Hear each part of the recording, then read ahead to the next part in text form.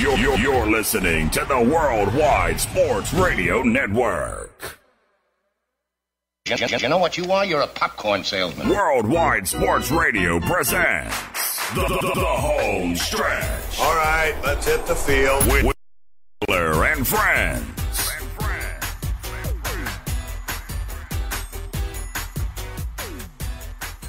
Hello! Welcome to the home stretch. I'm your host, Tyler Harrison. As you can tell, I got a frog in my throat, or whatever's in my throat. I don't know. But along with my co-host / producer, Speedy Petey. And Speedy, I feel like you're going to do a lot of talking today. Well, you got to get that frog out somehow. Ribbit. That was good.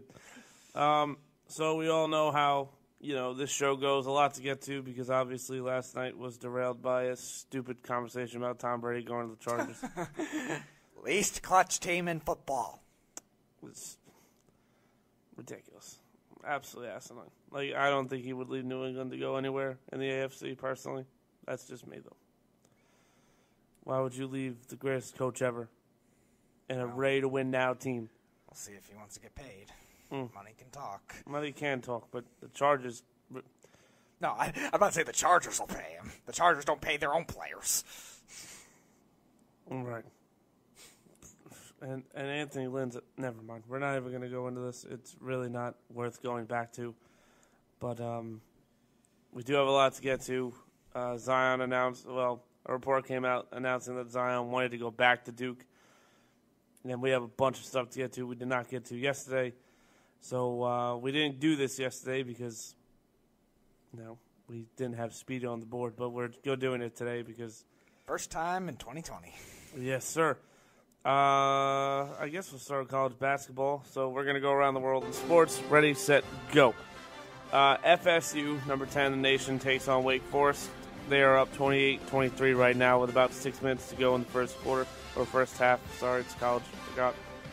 Also, Kansas and Iowa State just tipped off. Kansas, number 3 in the nation, are up 14-9 over Iowa State. And in about an hour, number 5 in the country, undefeated Auburn, will take on Vanderbilt. I think that's a trap game, but we'll see. Really? You trust Vanderbilt, huh? Nah, I just think Auburn's due to lose. Yeah, they are. I don't see it's a Vanderbilt, though. Well, we'll find out. Stranger things have happened. Number 7, San Diego State, also undefeated, takes on Wyoming. So that's not a trap game. That's going to be a blowout. And then at 9 o'clock also, number 2, Duke goes to Georgia Tech, and that could be an upset. That could easily be an upset. Did Georgia Tech end up beating North Carolina? Because I know they were up big in the first half. I think that's the game. What's his name got hurt?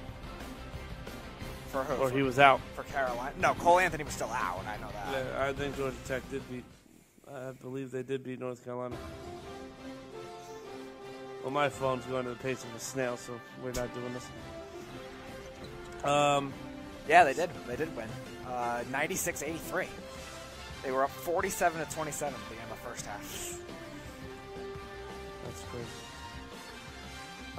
So we went from the pro game, the college game, to we might as well go to the pros next, right?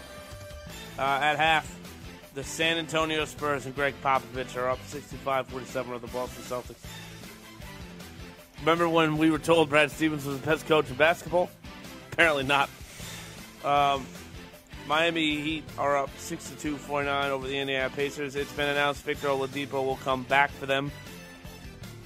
I believe it's the Spurs game. January 29th.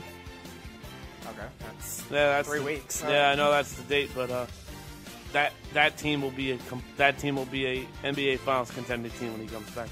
Promise you that. The Orlando Magic are up 69-52 at halftime over the Washington Wizards. Get ready to say goodbye to Bradley Beal.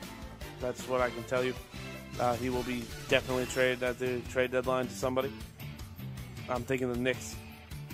No, I'm serious. I really think the Knicks will do it. Maybe. But still, what? Barrett they and Beal. Want to give up all that much? I don't think it's going to be as much as you think. Bradley Beal, R.J. Barrett, and Ntilikina are a really good start to any team. Plus, you still have Julius Randle and Robinson. I would imagine that's a good starting somebody five. in that group is going to be a part of that trade, though. You would think. Well, I mean, the Wizards haven't exactly been a great front office, but are they really going to sell that low on Bradley Beal? I feel like one of those players would have to be in the deal if the Knicks were to do it.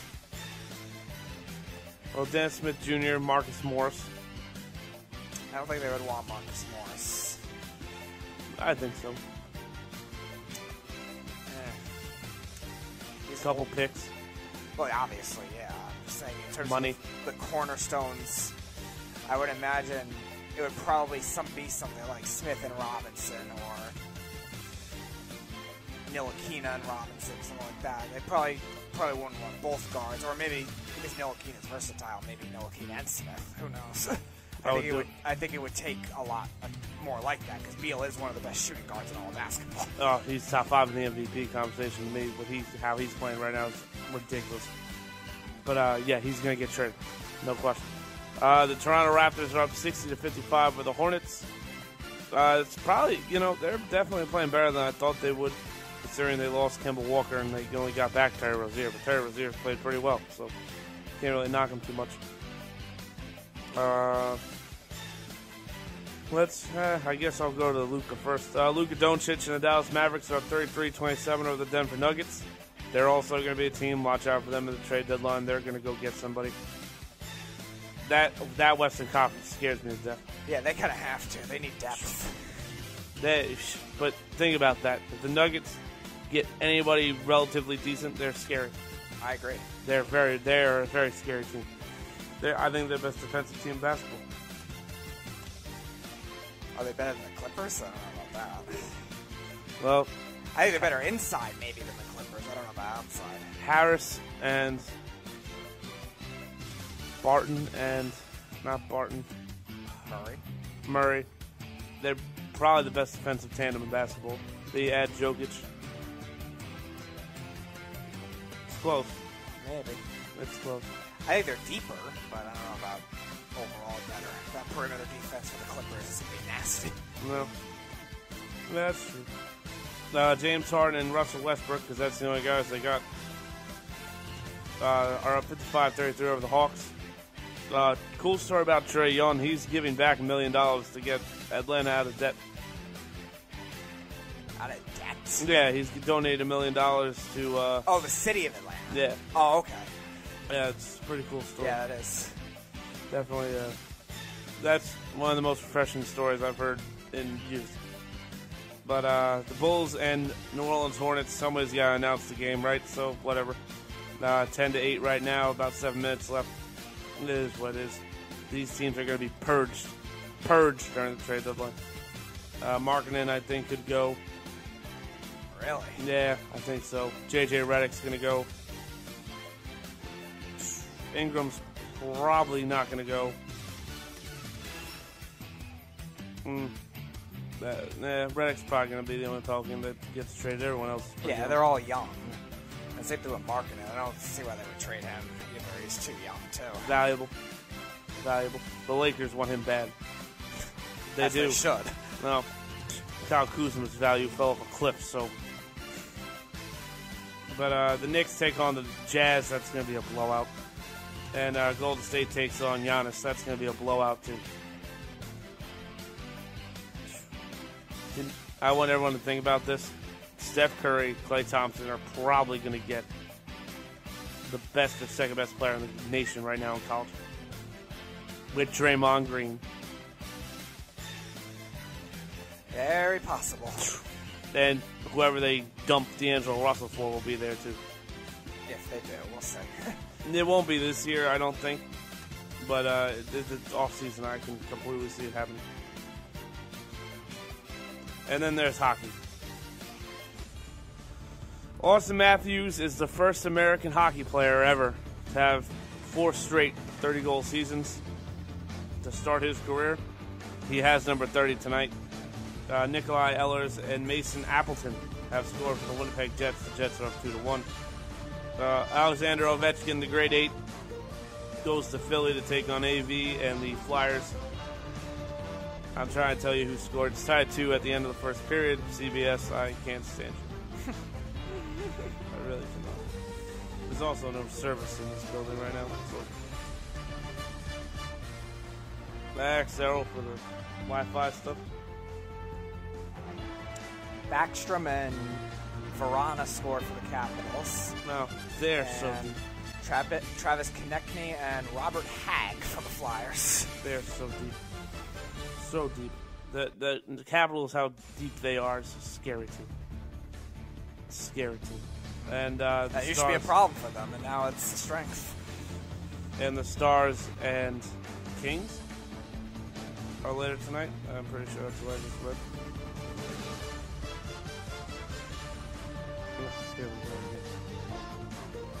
My fault. It starts at Kings. 10 o'clock. It's going to be a great game. Can't wait for it, actually. It's going to be fantastic. Just kidding. Stars will rout them. That, ladies and gentlemen, is Around the World in Sports, brought to you by Ray's Cafe, 150 Motor Parkway. Hop Hog! That hurt. Ooh, that hurt. They don't serve frogs here. No, they don't. Not yet, anyway. The one I cough up will be a frog, though. 150 Motor Parkway, Hop Hog, New York. Don't know the area code. I'm not looking it up for you. You can do it yourself. I thought that was Vic's job. Oh, yeah, that's right. I don't know what happened to him. I have no idea. He should come back, though, but yeah, we'll see. But he probably was surprised by the Vikings just as much as I hope I don't see him now. All the rest of the Vikings fans. That game should have never been close, ever. But we'll talk about that. But first, I want to talk about something that I think everyone should have noticed, but I don't think anyone did. We talked a lot this year about James Wiseman and how the NCAA screws him, and rightfully so. They absolutely did the wrong thing by him. How this is a problem, and the NCAA is the bad guy, and they are. I'm not in any way, shape, or form diminishing how bad the NCAA is to their athletes. They're awful. But there's another side of this that no one truly considers. Yes, there are guys that do underhanded deals for students to get their merchandise or to get their verbal agreement to go to a school, and they pay them and they pay them meals and whatever else, and that's fine. That's absolutely fine. I'd say 98% of it is genuine looking out for themselves. There are the rare guys that go, oh, hey, you know, like, I want you to succeed, go here. I want you to be better, go here. I know what's going to be best for you, go here. I've been in your shoes, go here. That's a very rare thing. I don't think that there are a lot of guys like that anymore. And then there's the athlete that gets screwed because he listens to everyone around him instead of looking out for himself. And that happened to Zion Williamson. That is absolutely where I'm going to go with this story, and I don't really care if you agree with me or not. When Duke got knocked out last year, we were here. After the game, Trey Jones, R.J. Barrett, Zion Williamson, Cam Reddish. I'm trying to think of the other guy. There was another one that was very visibly upset. Jack White. I think it was one of the white guys. Yeah, I think it's Jack White. Okay. So but the guys I named were visibly distraught. Visibly. Like, it was very open and very clear that those guys enjoyed playing with one another. There was no secret. There was no nothing. Like, they really genuinely loved playing with each other. They lost by 1 point, so. Yeah, it was a blowout. Duke, and Duke played bad, too, in the first half. Right.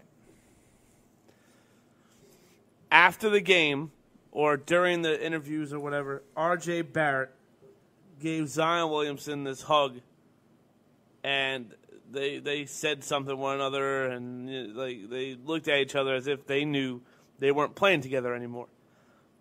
That day or the next day, I said Zion Williamson will go back to Duke. I think Guido was there. Somebody was there. You were definitely there. Somebody else in the studio was there with me, and I was told everything under the planet I was wrong, blah, blah, blah, blah, blah. Ultimately, I was wrong. He declared for the draft. He went number 1 overall to New Orleans, and we know the history here. Report came out today that Zion did want to go back to Duke for a second year, to be coached by Coach Krzyzewski and get another crack at a national championship. And he absolutely should have done that. He should have followed his gut. Because look at Zion now. He's already declared a bust. He hasn't played a game. You can't look up his stats. He has none. He has played no minutes in the NBA. He also will be unfairly compared now to guys like Greg Oden, guys like Darko Milicic, guys like Len Bias, guys that ultimately the draft pick wasn't worth it. The juice wasn't worth the squeeze.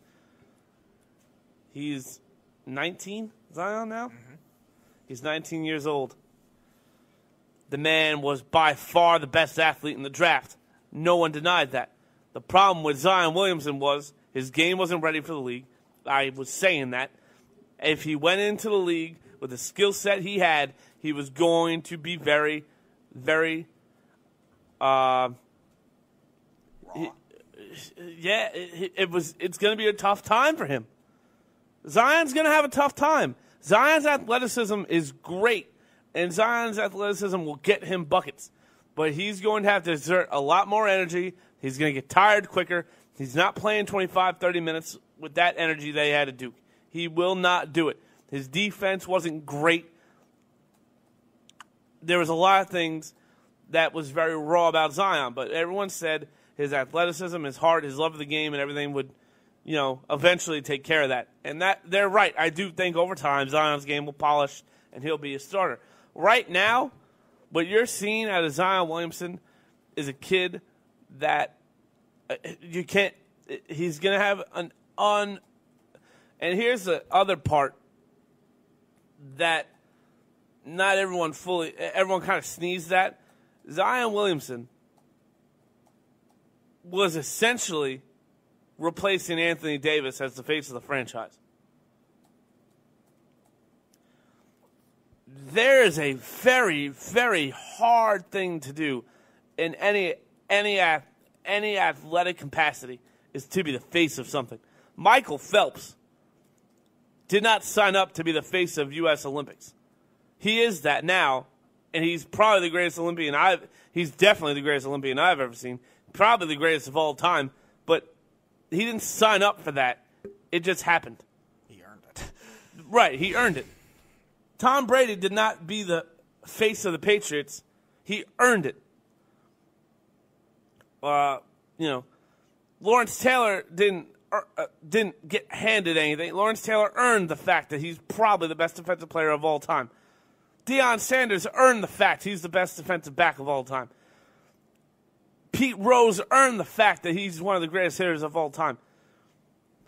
Babe Ruth earned the fact he's the greatest baseball player to ever live. That's not the only thing Pete Rose earned. No, he also earned a lifetime ban, but we're not talking about that. Zion Williamson came out of the draft knowing wherever he went, he was going to be the most publicized guy, he was going to be the most talked about guy, and he was going to be the guy with the highest expectations. And I think that's why Zion wanted to go back to Duke. But his family told him to go for the draft. And I have to question the family and say, why did you do that? Listen, I get it. Family 50-50. Family does the right thing by the person. Okay? You cannot tell me, though, that this was a best for Zion decision the family made. I don't know Zion's family. I don't need to know them. I'm sure they're wonderful people, and I'm sure that they want the best for their son or brother or whoever was giving him this advice. This is a very shrewd thing in any part of life. When people become famous, people start coming out of the woodwork that you don't know. Oh, hey, I'm Cousin Steve. Cousin Steve? Who's cousin Steve, Ma? I don't. You visited me at our family reunion in 2008. Come on, get it right. All right. What's the matter? Like, oh well, my car broke down, and I was just. Okay. That sucks. What can I help you with? Like, I don't understand what I'm supposed to do right now. And I'm not. That happens all the time. Now, I know there's a sports show, but even Kelly Clarkson admits Dad walked out. She became famous. The dad came back and was like, "Hey, I'm your father." And she's like, "Well, that's great. Why are you here now? Because I'm famous? Get the F out of my life. Like, I didn't have you before. I don't need you now." And again, I'm not saying that this is coming from a bad place. But you cannot tell me that Zion did the right decision, knowing what we knew now and knowing what even we knew before he declared for the draft. Kind of like, and this ties in with Tua. We'll talk about Tua separately, but you couldn't tell me Tua wouldn't have benefited from going back with Nick Saban another year. Yeah, but his injuries are a lot more concerning, being it was 2 of them already in such a short period of time. Oh, right. Zion was really the one thing with the ankle against North Carolina. Which was a freak thing. It wasn't even... Well, whatever. It still wasn't something that was supposed to be built upon. He played after that in the tournament. I think he played in the ACC tournament as well. If not, he played the last game and I the think second so, to last. right. I think... Yeah, they beat Florida State and North Carolina, right? So he played those 2 games, so it wasn't thought of as such a big deal. While with Tua, he had the injury right at the SEC championship game, 2018, and then now it's obviously lingered.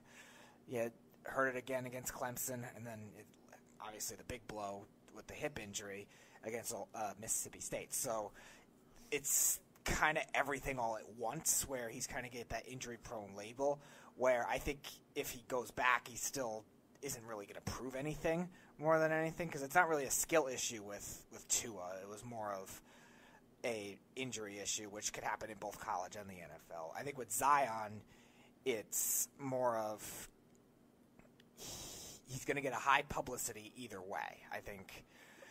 Fair. That's fine. I think maybe his decision, thinking of going back to Duke, maybe he didn't want to have to deal with... Or he didn't want to have to deal with all the hype at maybe such a young age. And then maybe his family influenced him more with what'll happen with all this backlash if you don't declare kind of thing. Because all NBA fans have been waiting for this kid for a while now. So you're right. I think it's more of a peer pressure thing. I think with Zion, I think it was with Tua, I think it's, if he were to go back, it would be for his own sake. But I think it would have been a mistake anyway, just for the reasonings. I think they're just 2 separate issues. No, they are. They absolutely are. And again, we'll talk about Tua separately later. But I do think that Zion and Tua are similar in the fact that their skills could have been they could have sharpened them a little bit more before declaring for the draft. Zion Williamson's shot is pathetically bad. It's bad. Like, he has no outside game. 0. His mid-range game is a little bit more to be desired. His inside game is fantastic. Again, his athleticism, his recovery on defense is great. His man-to-man defense is a little, it's not bad. It's not good. It's okay. Also had a lot of tough competition in that ACC. It is the best conference in college basketball. Wow. Well, here's a rumor for you. Speaking of basketball, we'll continue with Zion in a second. So here's a trade rumor, right? D'Angelo Russell to the 76ers for guess who? To the 76ers? Mm-hmm. For Ben Simmons. Really? If Golden State pulls that off, they are the best team in basketball next year without question. You're talking about the best ball-moving team possibly of the decade. Wow. Simmons and Draymond are the perfect counterparts for Clay and Steph because they'll pass the ball and not care that they score 2 points a year. That is interesting. And it improves the defense. Oh, definitely. That would be a steal. If that happens, it even helps out Philly because Philly can't shoot. Yeah, the question is now, how would you improve your ball handling? because if Russell's ball handling, how often is he going to shoot, and vice versa? I don't know. That's a good question. Well, I mean, Tobias Harris could shoot, so maybe Russell could really just kind of, I don't know. To be honest with you, though, I explore Embiid too. Yeah. It's possible. If I'm the Sixers, if I'm going to do that, I probably maybe at least just want a depth piece back or something like that. Sure. Well, don't forget, Golden State announced either late last night or early this morning they extended Damian Lee.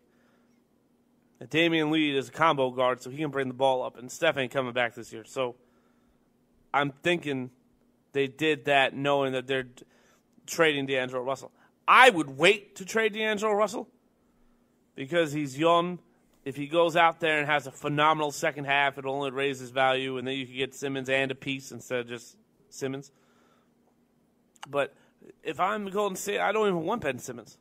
Steph Curry, and this is my fear, maybe they know Klay Thompson won't be Klay Thompson when he comes back and kind of just, spot-up shooter.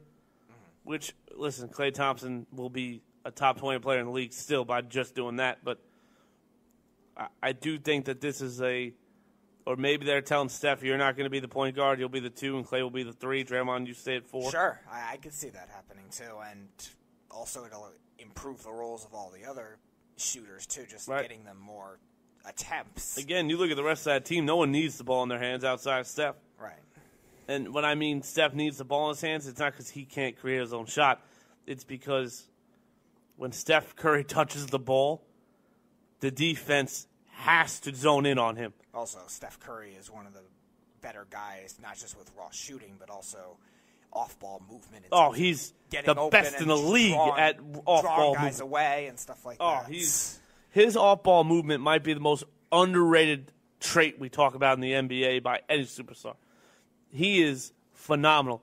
And the thing about Ben Simmons is you don't have to guard Ben Simmons, but you do need to watch Ben Simmons. Because Ben Simmons is what everyone says about Lonzo being a floor general and the passing, blah, blah, blah, blah.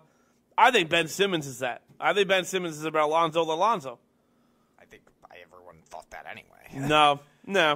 I actually had to debate that when Lonzo was coming out of the draft. Really? Yep. People liked him that much more. No, somebody I know, but we won't go into that because Ben Simmons was highly touted, too. It's not like Ben Simmons broke out of nowhere. No, but I know. I said they're very similar. Neither one of them can shoot, but I would pick Ben over Lonzo. I was told I was wrong. Really? Yep. Interesting. To be fair, Lonzo was at UCLA and Ben Simmons wasn't playing, so just shows that I'm always right still. But back to Zion for a split second here, and we're going to take a break. But this is an unspoken about kind of unfair thing. I mean, Snugs alert. Sorry, yeah. Snugs, that hurt. The Beef struggles as the face for special needs Cowboys fans, but he earned it. # ban the Beef. Zion should have stayed in college. He had athleticism, not skills. I agree. I mean, I wouldn't say he has no skills, but his skills are just very unproven or underdeveloped. It just mainly what it is the shot and the fact that you're playmaking. Right. He's not really a good passer yet. I don't think he was a bad passer considering that. No, he's not bad, but he can improve. Right. He's not a point guard or a ball handling type. Yeah, his dribbling isn't great and stuff like that. I think his passing vision, though, and decision-making wasn't that bad at Duke. I think what it is more with him is on man-to-man defense because of the role that he was in, kind of being a physical freak, but also undersized for a conventional big man. Right. And like you were saying, he's really a 3 that they put at 4 because of his size. He's a 3 with the strength and physicality of a 4, and with the size more of a 3. But yet he doesn't have the skill set really of a 3 because he's not a great obviously he's not a great shooter. So. Or passer. At least LeBron coming out, you knew that LeBron had the ability to make the right play and make the pass and everything like that. And to be quite honest with you, I think that's what the family sold him on.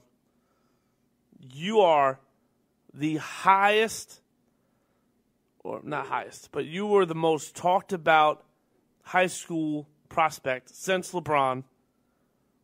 You have Kevin Durant wasn't talked about in high school. Kevin Durant went number 2 in the draft. Kevin Durant wasn't even touted as the best prospect in his own draft.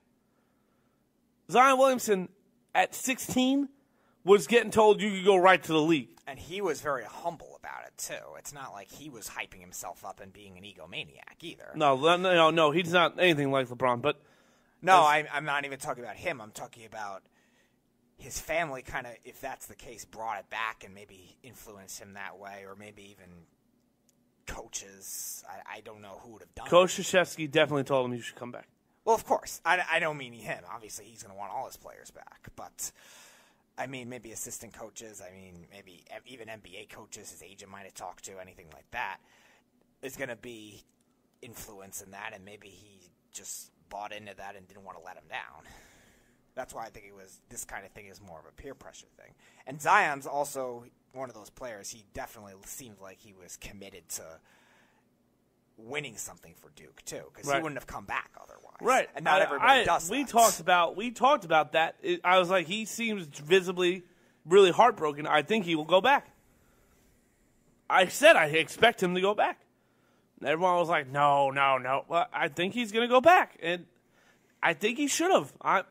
Listen, he would have been the number 1 draft pick this year too. It's not like he would have screwed himself with money, which is a different aspect later that we'll talk about. But Zion wasn't going to lose an endorsement. He wasn't going to lose anything like that. The only thing the only thing I can safely be like, all right, I understand why they did it, was if there was like a James Wiseman situation under the table that no one's talking about right now, that nobody knows. I thought there was something with him though, with that too, though. Oh, well, then maybe they're like, hey, listen, don't go back and put yourself in fire. Just declare for the draft. Yeah. Leave it alone. If they find out later, they can't hurt you later. That's the only thing I can think of positively that would be like, all right, I get it. But I don't remember what it is off the top of my head, but I thought there was some speculation. I don't think they actually caught him doing it or whatever. I thought there was some kind of speculation with tampering with money too, but I don't think they actually caught him for it. So he probably declared for the draft. Obviously nothing happened. No, I think it was way before. I think it was, I want to say December or something like that of that year. So I think it just got pushed away eventually. But the bottom line that I'm talking about right now would be, let these athletes do what's best they think for themselves. 9 out of 10 kids are declaring for the draft. R.J. Barrett, I had no doubt was gone. No doubt. The only thing I was thinking, if maybe Zion said, I'll be back next year, and called R.J. Barrett like, hey, listen, why don't you wait a year? Because that would have been typical Nick fashion. They get screwed out of the guy they want. But, I mean, I expected R.J. to leave, and Cam Reddish probably should have stayed the most.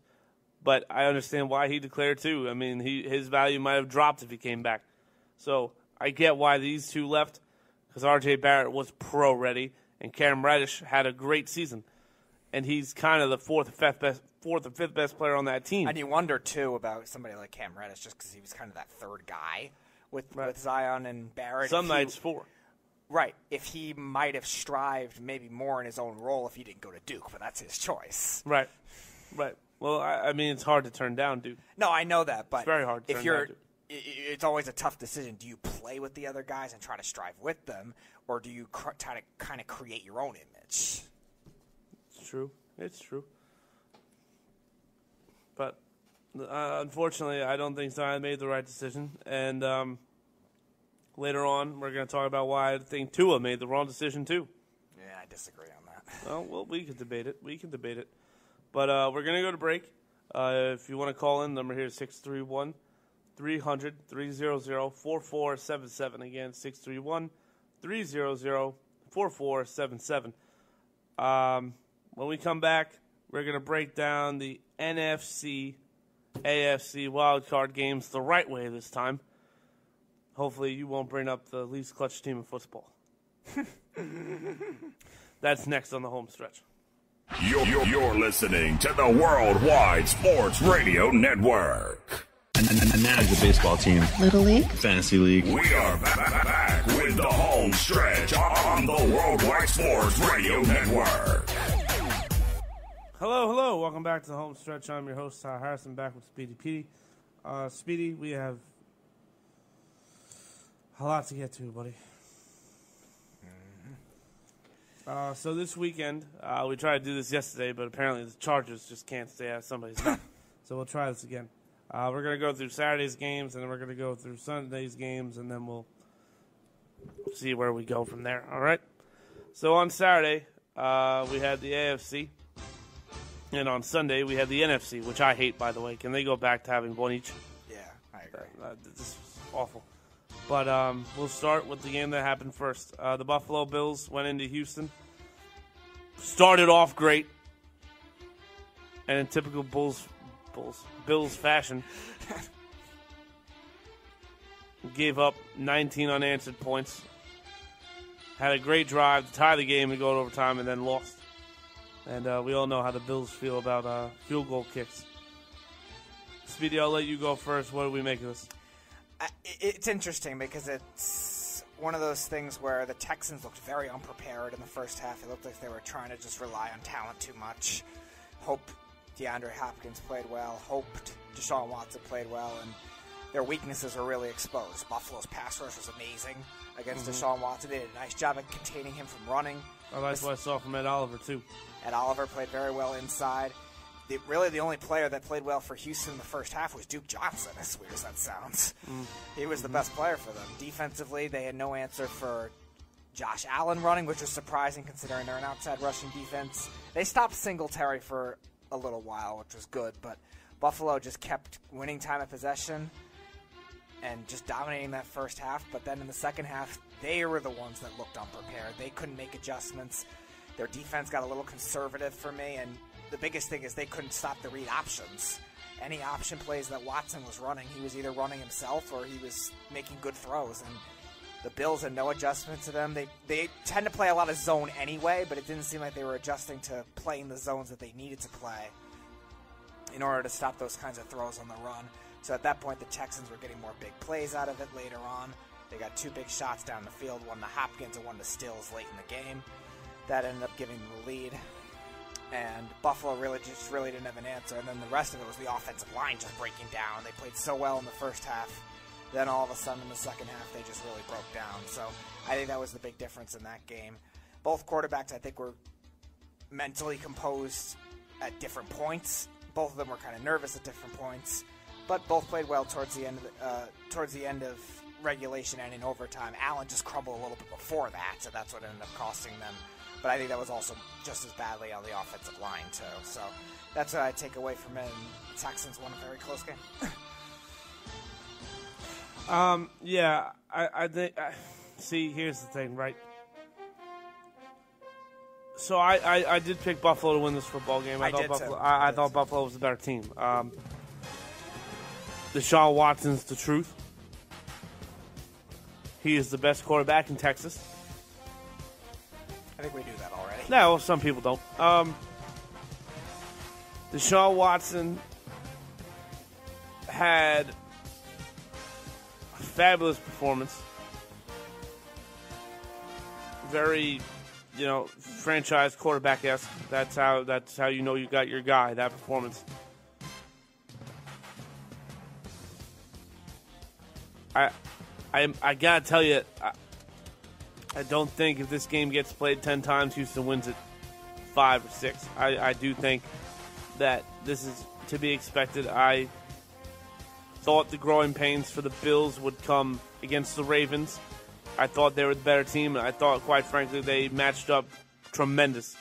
DeAndre Hopkins I didn't think would be important in this game whatsoever.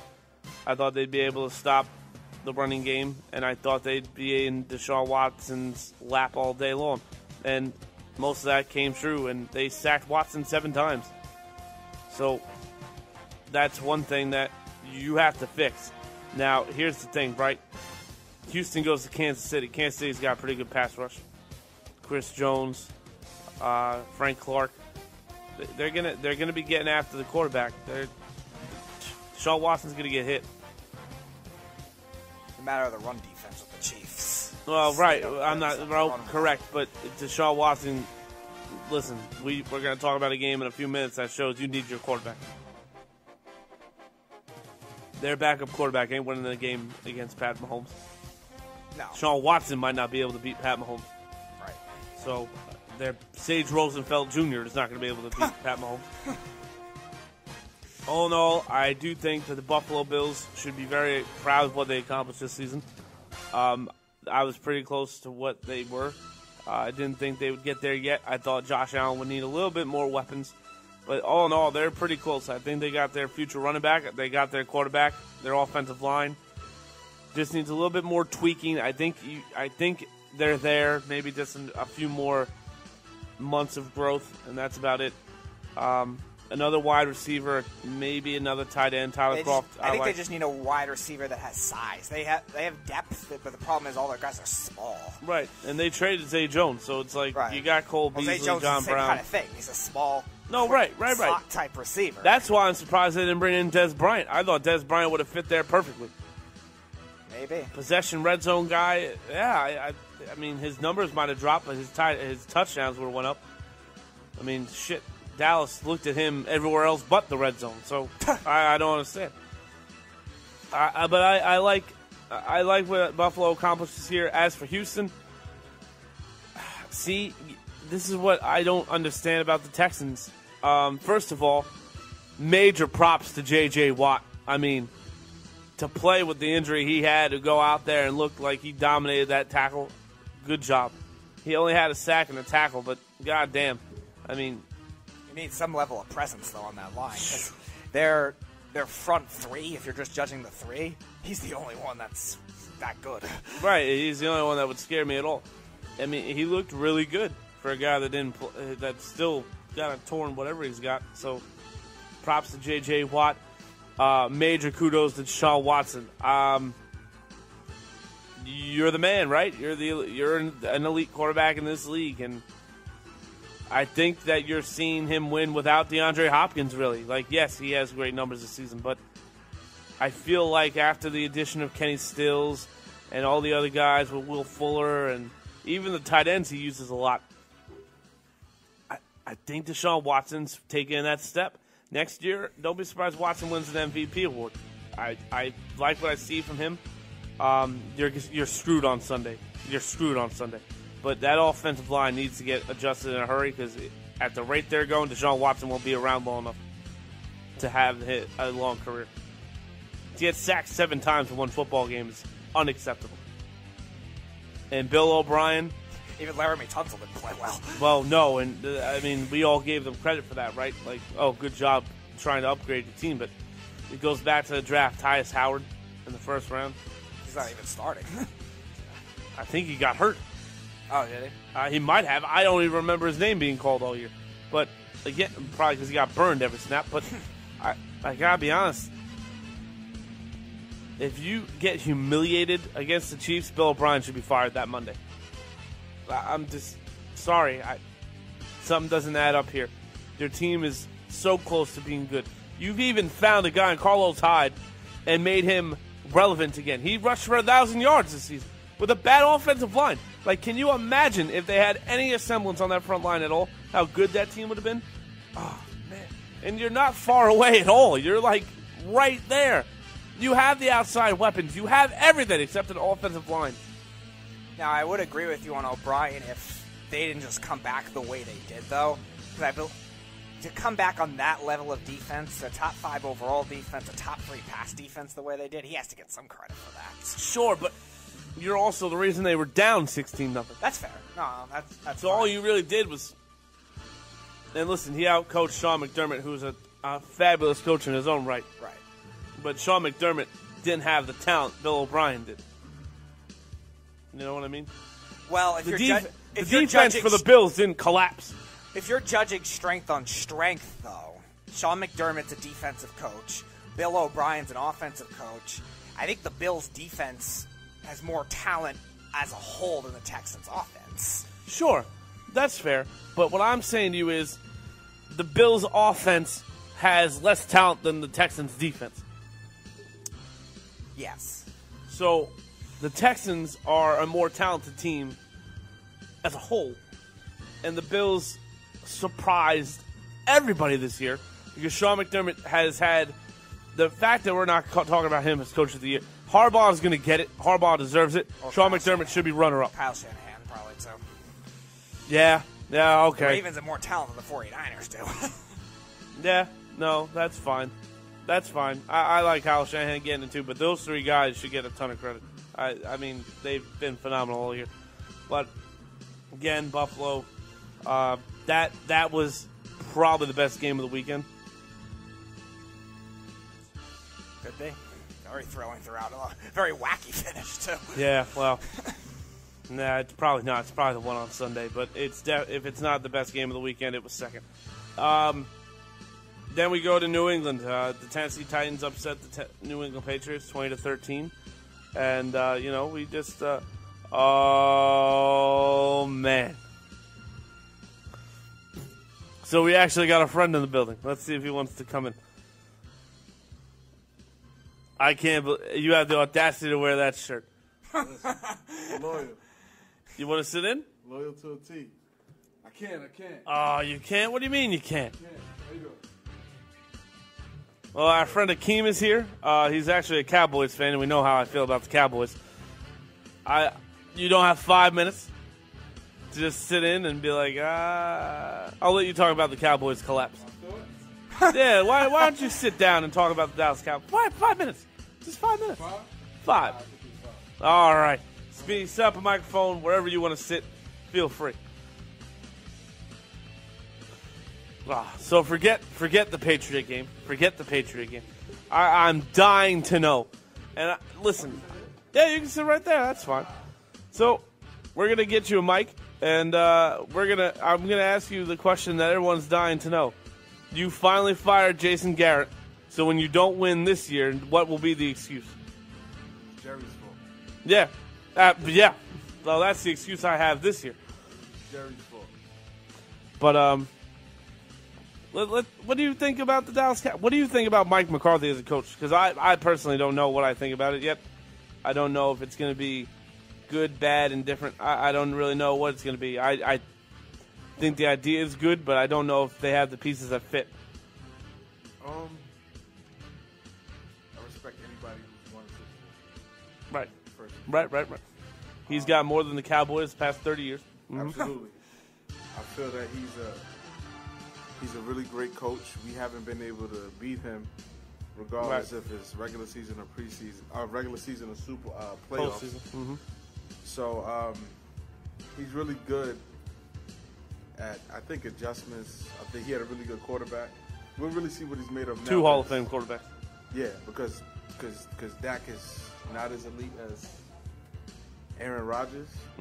But we'll see. I like the hire. I believe he's a little bit more stern than Jason Garrett. Could be. I'm excited. I'm glad they didn't go with a college guy, because I don't know if a college guy could command the respect of those veterans. So I'm really interested. He's getting rid of a lot of coaches that I like on the staff. Well, he wanted Kellen Moore back. He made it very adamant to Jerry Jones. I want to bring back Kellen Moore. Absolutely. There were some guys that I liked on the staff, though. Like, I like Mark Colombo, who's the offensive line coach. I really liked him. I personally think he's going to go wherever Garrett goes. Maybe. We'll see. I liked Chris Richard, who was like the passing game coordinator. I like Rod Marinelli, but I know his Rod Marinelli's system, his defensive system was kind of like too basic. But I really liked him for what he got out of the defensive line. And I want to see Chris Richard back, but I don't think that's gonna happen. So I've been looking at the turnover with the coaches, and it's been a lot. So John Fossil's your special teams guy now. I'm excited about that. I'm very excited about that. I didn't know who he was until I saw his statistics within the last few years. He was up for some head coaching positions at some point, too. Who was that? Fossil, a couple of years ago. He was one of the favorites to get the Rams job before McVay did, obviously being there. And I think he also got offers from the Giants. I think it was the Giants. I think it was Tampa at the time they were looking for a head coach. He got some offers. I think he's a really good coach. He's what I read is he's well respected. Yes. So, and he's fun. So I'm interested. I hope he makes our special teams turn around completely, because we need it. No, they definitely need it. And Brett Maher might be the worst kicker in football ever in life. So I'm excited. New blood, new face. It's time to get to the Super Bowl. Oh. We have a few more years left with some major key players, some All-Pro players. It's like within the next 2 to 3 years, the Super Bowl about. Do you think they'll keep some of the guys they haven't signed yet? The core offensive pieces, obviously Zeke's signed, but Amari Cooper and Dak. Do you think McCarthy will want to go with them, or do you think he'll want to go with his own guys? I think he'll be a fool not to take that job with not anticipating Amari Cooper coming back. You couldn't pay me to take that job without Amari Cooper coming back, because we saw it that looked like a few years ago without Amari Cooper and the receiver by committee. Right. But and I mean, even Beasley's gone now, who was Dak's third down guy. The only reason I ask that is just because he's kind of different than what they had in Green Bay. Mm-hmm. So I don't know if he will try to adjust with him on that whatever money he wants to. You have to factor that. This was a quick hire. Mm-hmm. He liked what he saw. I think he had multiple interviews with a few teams. But you look at these pieces, there's not much work to do. This is something like it's as ready as it's going to be. This is Steve Kerr replacing Mark Jackson. This is somebody. Joe Torre getting the job for the Yankees. Yeah. Joe, as simple as that. Everything's in place. All you have to do is just add like a few ingredients and it's good to go. Right. So I don't see him. I see Cobb coming back. Cobb was at his press conference. I think today. He'll have to. Because that's the one that actually knows the offense. Yeah, Jerry made a statement to him today, so I think Cobb is coming back. Of course, you have to resign Coop. You saw what he's done in 16 games, 18 games. A few drops. I'm not paying Amari Cooper that money. I'm paying Byron Jones, and I'm not. I'm going to be honest. This is just me. So if I'm Jerry Jones, I'm saying Dak, we're at 25 to 28. We'll go to $28 million. That's tops. You're not getting 30, my friend. Tom Brady and Drew Brees are making 26. You're not making 30. Listen, so, I say hit the open market. I think we spoke about this. Byron Jones has to walk. He's taking the hometown discount, or he has to walk. Dak Prescott is not taking any type of discount. Listen. It's not a pay cut. It's being honest about what you're worth. Listen, I want to give Dak 10. I'll give Dak 10. 10 million? I'll give him 10 a year. I think he's worth 10 a year. He's very inaccurate. I'm the utmost Cowboys fan, and I've watched a lot of his throws. And sometimes he just doesn't do it for me. Sometimes he tries to fit it in when he should use his legs. Right. Because he's a very mobile guy, and he doesn't really run as much as he should. He doesn't run as much as he should. I feel like Josh Allen runs way more than Dak. Right. Well, Josh Allen was like that as a prospect too, though. We knew he was look at mobile. Dak comes from Mississippi State, and look what they ran. Right. No, Dak was a good college quarterback. Yeah, he was a runner, more of a runner. But I feel like I know that, but most of the SEC at that time was like that too. The SEC's kind of transformed now with all the receiving talent that is across the board. It was all running and defense at that time in 2014, and Mississippi State was, until they lost to Alabama, the number one team in the country. I much rather take Dak over Byron. I know Byron gives us no turnovers, but he kind of locks down a third of the field. But still, we need turnovers. And he's not getting turnovers. No one's throwing the ball his way. He was a little rusty this year. He was down for where he was last year, but he was still good. No, last year was phenomenal. I know. He was a top 5 corner in football last year. It's hard to duplicate that. There's a lot of good corners in the league. With the PFF and everything, all of the analytics, he was very good last year. But we need takeaways. So Wouzier would be your one? Honestly, I'm drafting a corner. This isn't a good. Is it? I don't really know. Is it a strong corner class? There is one top 10 corner, the Ohio State corner. No, the Ohio State corner, Okuda. And then it's kind of, they're all good, but are they going to be number one star type corners? It's tough to tell. It's kind of all that mid-first, late-first round corner grade. And I like the LSU corner, Fulton, and I'm drawing a blank on the guy's name. I like the corner from Utah, too, but that's really it. And even if they are number one type corners, I don't think they're going to be top-end number one corners. they'll probably be about the same as what Byron Jones are at their best, but you have to hope you get them at their best. We spoke about this that night. I think our front office does a phenomenal job of finding talent. So in some areas, yes, but they're very. It's much of the same positions. They're great at finding running backs, offensive line, linebackers, stuff like that. But they're kind of streaky in other areas. I don't know. Zeke was a given. Fourth pick, you can't miss that. Well, they still could have drafted Jalen Ramsey. Right. Ramsey was the next pick. Yeah, Jalen Ramsey was the best prospect in that draft. Listen, I've seen Ramsey get annihilated, but Ramsey also caused a turnover. But I think Tony Pollard rushed for 100-something yards against the Rams. Tony Pollard, perfect example. Third rounder. I'm not big on draft scouts, but he's done a great job, and he looks like he could be a number one day. So that's an example right there. Anthony Brown was not so good. He was decent, but he was a sixth-round He was a fast corner, but that was really it. He was a sixth-round pick. Jay Ratliff, to really go back years and Jay Ratliff was pretty good. Seventh-round pick. He was pretty good. So he was good for a seventh-round pick. Yeah. Seventh-round pick. So I think we do a good job of finding talent. You just can't get beat. So that's the biggest thing. Don't be a target. And I don't care what round you're selected in. Xavier Woods, 5th round, 4th round. I forgot. Is he really that good, bro? He's solid. He's coming into his own. He's coming into his own. You need to replace Jeff Heath. Is what you need to do. Absolutely. Jeff Heath. I could tackle better than Jeff Heath.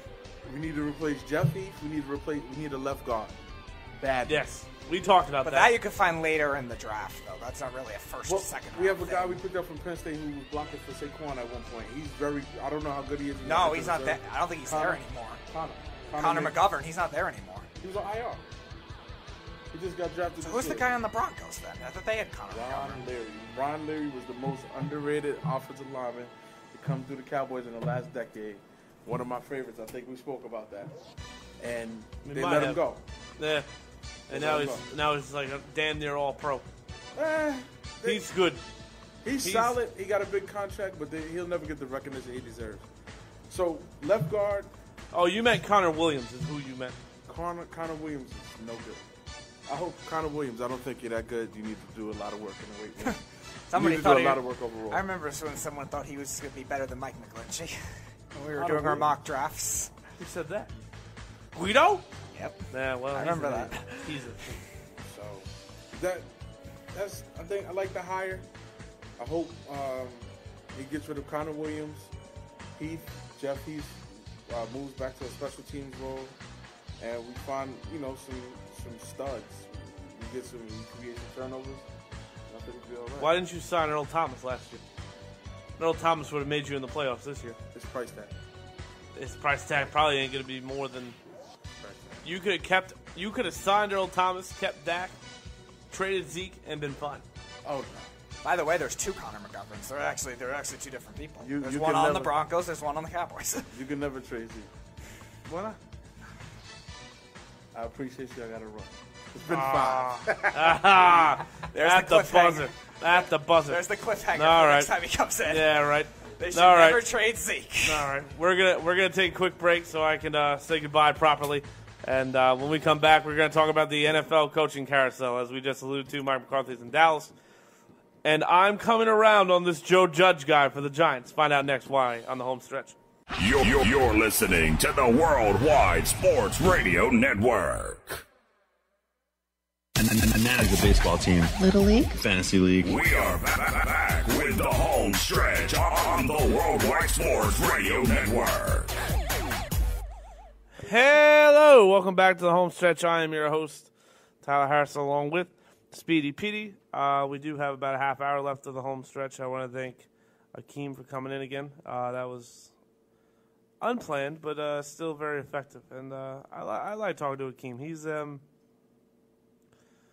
what a Cowboy fan should be. Honest, but rational. There you go.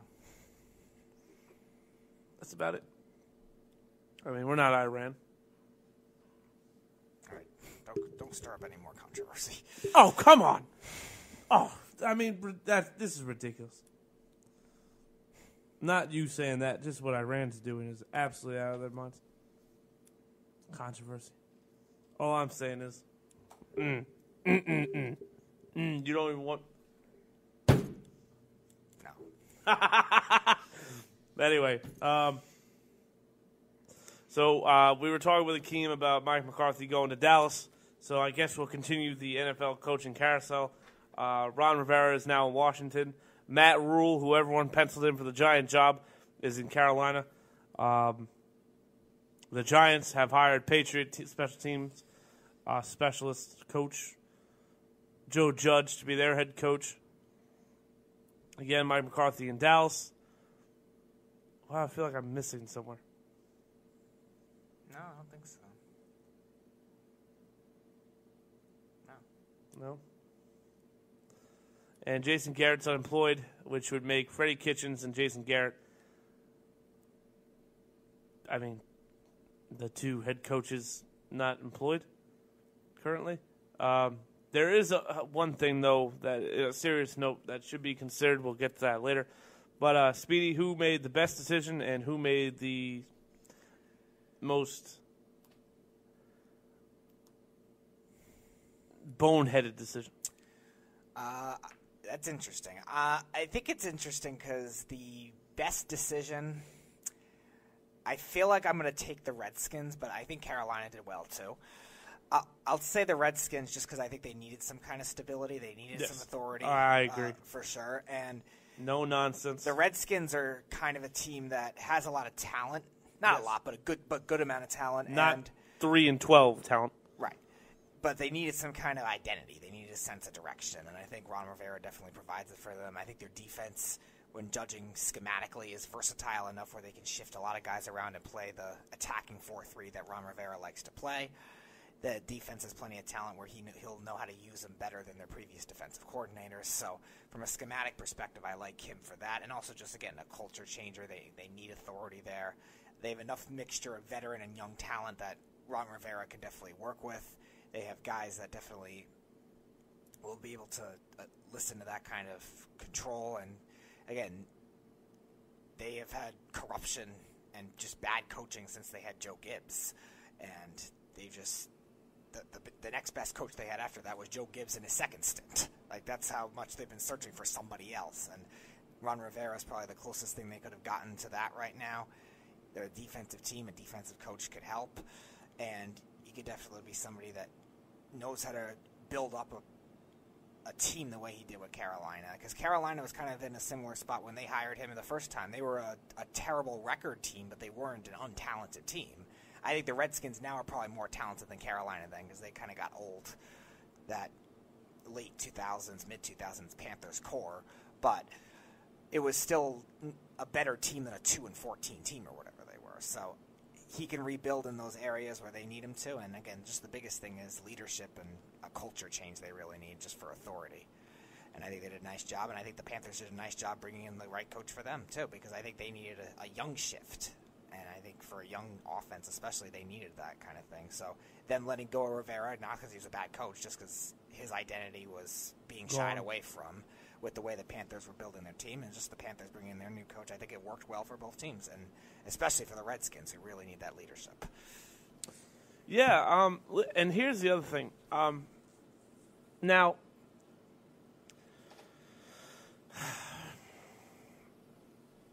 I think Washington made the best decision, as you alluded to, because Ron Rivera is a proven guy. They're on the younger side as far as team age goes. Most of their players, most of the guys that will be on the team will be in their rookie deals or fairly young where they can win or play for the next 5 to 10 years. Ironically, the biggest question marks are in the holes of where the older guys play, if that makes sense. The offensive line for them has to get overhauled in the worst possible way. Brandon Schiff needs to come back. He's still young, though. No, but he needs to come back healthy. Eric Flowers playing left guard is a joke. And then you look at the fact that they could possibly use... What'd I do? No, stop it back for Oh, no, that's fine. You want to get back on here? That's fine, too. No, I can't. No? What do you mean you can't? You already did the first time. I got sucked in. I mean, that's what she said, right? I don't know if anyone heard what he said, but it was great. Perfect setup for her. That's what she said. But, I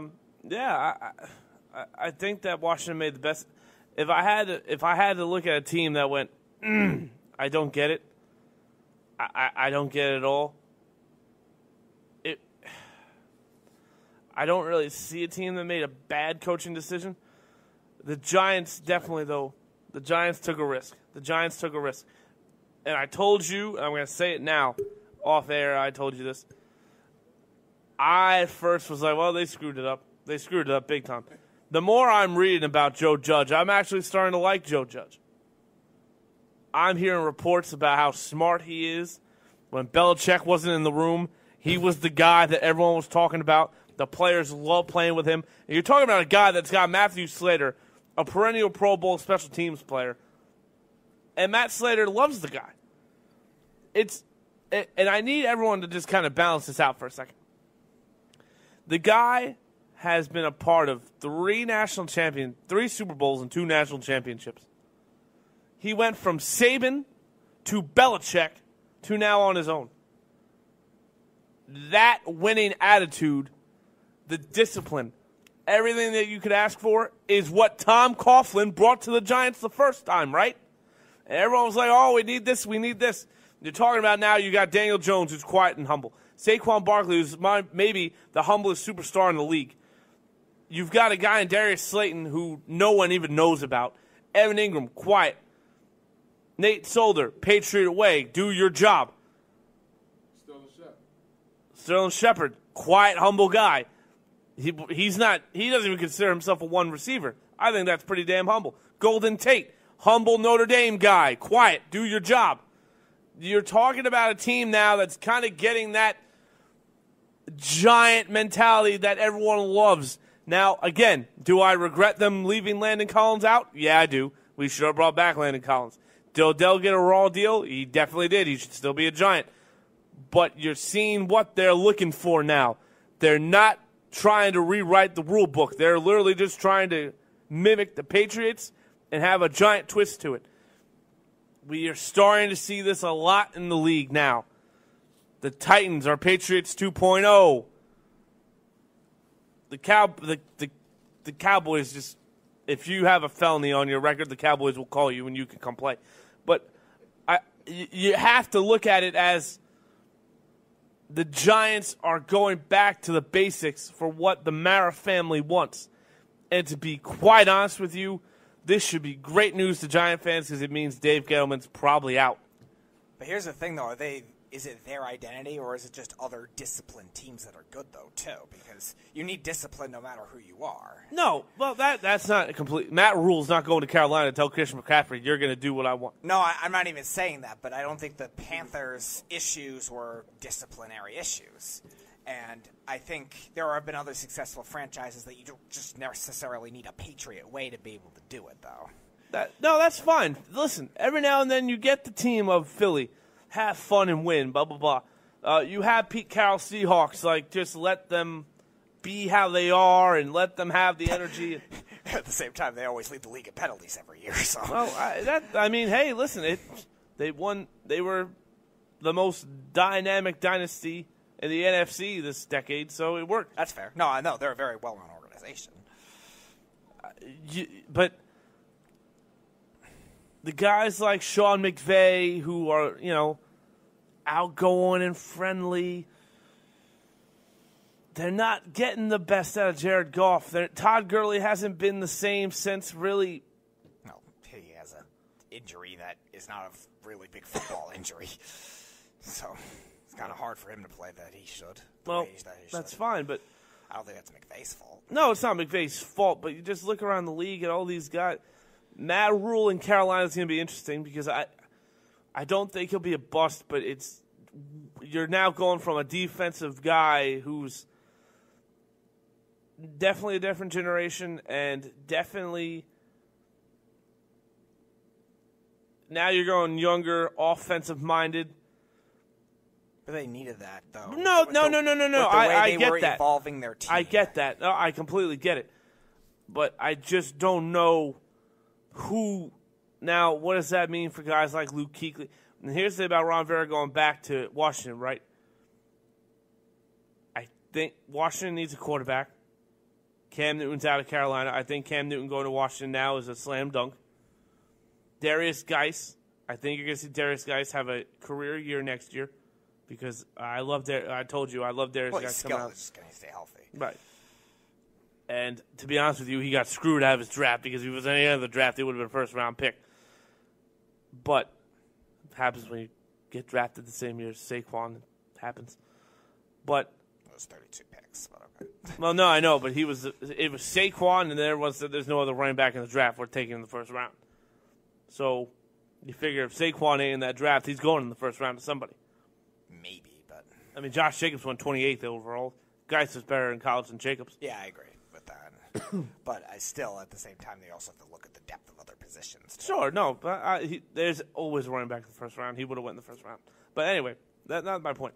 So you got Terry McLaurin, who's proved. I like Terry McLaurin a lot. I think the guy's going to be a phenomenal wide receiver for many, many years.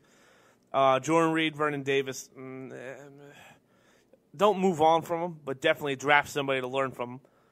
The offensive line, Donald Penn's done. He's gone. Trent Williams is gone, too. He's probably going to get traded for a first-round pick. Second-round pick, most likely. I don't know what Ron Rivera is going to be able. That defense is going to be phenomenal next year. Montez Sweat. We talked about Nick Bosa. Nick Bosa is the best rookie in the NFL this year. Montez Sweat quietly was a very good rookie this year. Very quiet. Matthew Ioannidis was very good this year. Jonathan Allen might not play if they have Sweat and. Well, Sweat plays outside. They still got Kerrigan still, so I would move on from Kerrigan. Him moving to end, I don't know if there's any room for Ioannidis, because Ioannidis is more of the traditional 3-4 end, not really 4-3. I mean, somebody's going to move somewhere. Allen will Kerrigan be on one side. I think Kerrigan will move to end, and you have Sweat on the other side, with Allen and Payton in the middle. Possible. I mean, Ioannidis is a good depth piece. I'm not saying he's a bad player. I don't know if he would start, though. Well, then who's going to be your linebackers? Ryan Anderson's one. I think Holcomb. Do they still have Mason Foster there? Cause he's hurt. I think he's a free agent. Okay, because he's actually somebody that might fit somebody like Rivera. I don't really like Bostic. No, but Bostic was there when Rivera was there when he first got there, I'm pretty sure. No, I think Bostic was still in Chicago then. But maybe he might have coached Bostic as a linebacker coach or something, maybe when he was young in Chicago. But I don't know if he's a guy you could definitely rely on to be a starting linebacker. I think the other one, Martrell Spate, I think was the other one. Maybe. No, it was Holcomb. I just looked at it. Hold on, I'll tell you right now. Because I think Mason Foster, if he is still there, I think he would start because I think he definitely fits that type of defense. Cole Holcomb. Okay. That is Cole Holcomb. All right, I don't know if he'll be that type of linebacker, though, because I think he was more of the 3-4 guy anyway. And here's the other thing. You get reunited with Josh Norman. Mm-hmm. Trying to save that contract. Landon Collins will be there regardless who the head coach is. The Redskins aren't.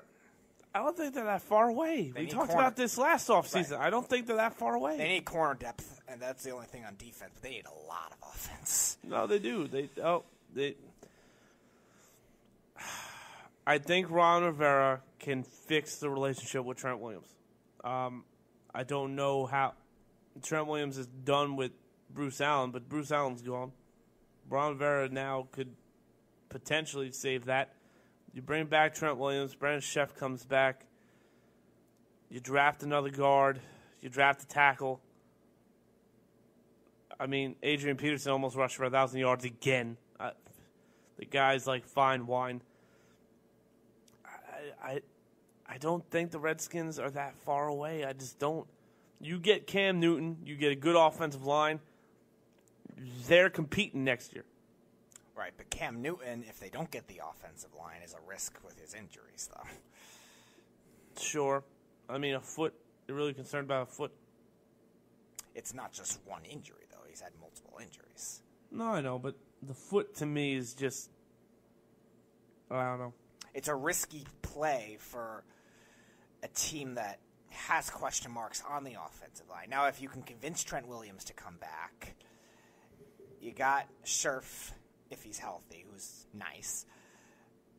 And Morgan Moses is good, too. You got a solidified line if that's the case. If you're moving Moses to the left tackle, and then all of a sudden you have a question mark at right tackle, then I don't know if that kind of thing would work. Because, again, Cam Newton played on a Panthers team that they had good interior for a long time, but always seemed to lack tackles. And that's, for a running quarterback, not very good. And if Morgan Moses is your best tackle, as a left tackle, is inexperienced as a left tackle, that could be hard. So, I just read this. Brett Bielema, or Brett Bielema, the Patriots defensive line coach, could be coming to the Giants as the defensive coordinator. Ooh, interesting. All right, I guess they're going to prepare for a hybrid then, which I wouldn't mind. No, I mean, listen, all I know is I'm liking what the Giants did. I do. I think that Joe Judge, listen, everyone booed Daniel Jones, right? They were like, mistake. No, Daniel, I didn't boo him. I just fainted. Well, right.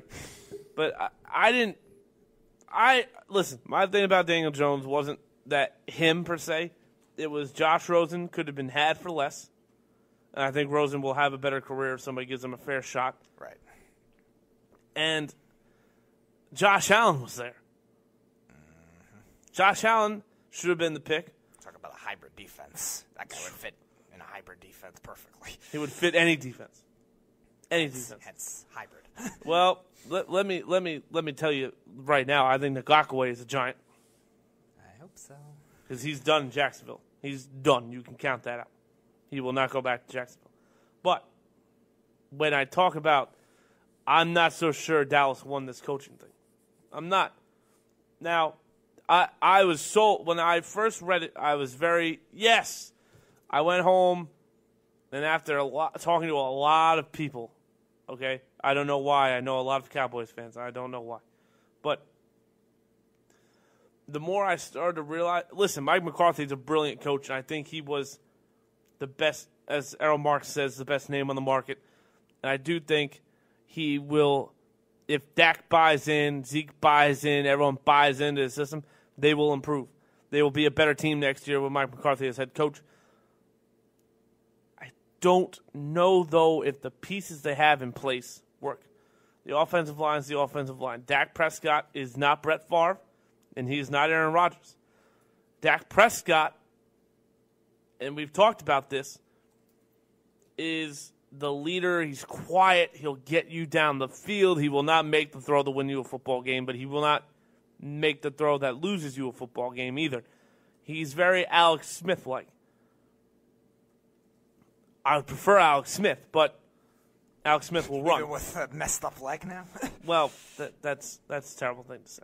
But I didn't want it to happen, but it's what happened. Right. No, but Dak Prescott, if Dak Prescott learned to run a little bit more, Dallas would be an unstoppable force. The problem I have is that you're looking at Randall Cobb is going to be almost irrelevant next season.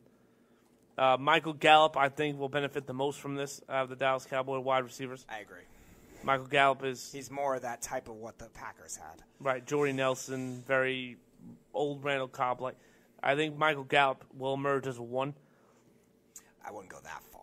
I love Michael Gallup. Michael Gallup is the one Cowboy I wish wasn't a Cowboy. I like Michael Gallup a lot. As a one, though, I don't know about that. And here's the beautiful part. Even if you bring back Jason Witten next year, you know what's great? Mike McCarthy's offense doesn't benefit tight ends anyway, so you don't have to worry about it. Yeah, he'd probably just be a blocker anyway. Yeah, he's probably the best blocking tight end in football now, unless Gronk comes back. But yeah, so be it. I don't know. I'll tell you one thing, though. Jason Garrett didn't deserve to lose his job, and I'll say that over and over again. Really? He didn't deserve to be fired. He didn't. Really? How do you blame a guy for going 8-8, okay, a game away from it? They lost to the division winners on the road. Like, okay. You won the big game to get you in that situation. And if you go back into last offseason, what was everyone talking about? Rod Marinelli was getting coaching job offers. Everyone loved. What reason? Who knows? Well, Rod Marinelli coached the 0-16 Lions. Everyone loved Rod Marinelli. He's a defensive genius. That's what we were told. The emergence of Leighton Vander Esch, his injury is probably the difference between Dallas in or out of the playoffs. You look at Jalen Smith, who I loved in the draft. He was a first-round talent. No one drafted him because of the fear of his injury. He got in the Fiesta Bowl. Got it. Byron Jones emerged as a top-end corner in the league. Jeff Heath looked good. Xavier Woods was coming into his own. Awuzie was playing out of his mind. DeMarcus Lawrence came out of nowhere. Players were playing well. Randy Gregory, when he was on the field, Taco Charlton was playing better than expected. There was a lot of things going well for them. So no one was questioning the defense. Everyone said, well, Jason Garrett can't play call anymore. So Jerry Jones said, Kellen Moore, you're the new offensive coordinator. You're going to call the plays. Rob Marinelli handled the defense. Kellen Moore's handling the offense. The special teams coach is doing special teams stuff. What was Jason Garrett really in charge of? Honestly, what was he really in charge of? Game planning. Okay. Did Dallas get blown out any this year? No, but... Okay, then. So he game planned pretty damn well. So what did you want him to do? He did his job. Game planning is also not just pregame. It's also within the game and making key decisions in terms of personnel, in terms of concepts you want to use. And again, I'm not saying he was the only one to blame, but when you're there that long and it seems to be still a trouble of yours. Remember, Jason Garrett had 3 straight years where they lost win-or-go-home games. Well, that's because Romo got hurt. In 11, 12, and 13? No, he didn't. Romo was hurt one of those years. Dez got hurt one of those years. Not later in the season, though. Right, but that win-or-go-home game might not have been a win-or-go-home game if Tony Romo didn't get hurt. Maybe not, but they seem to lose a lot of those games late, and it seems to be a recurring theme that just keeps coming back to the Cowboys year in and year out. And at that point, when are you going to look at it as, all right, coaching can make a difference? I'm not saying specifically play calling. I'm not saying specifically offensive emphasis, whatever.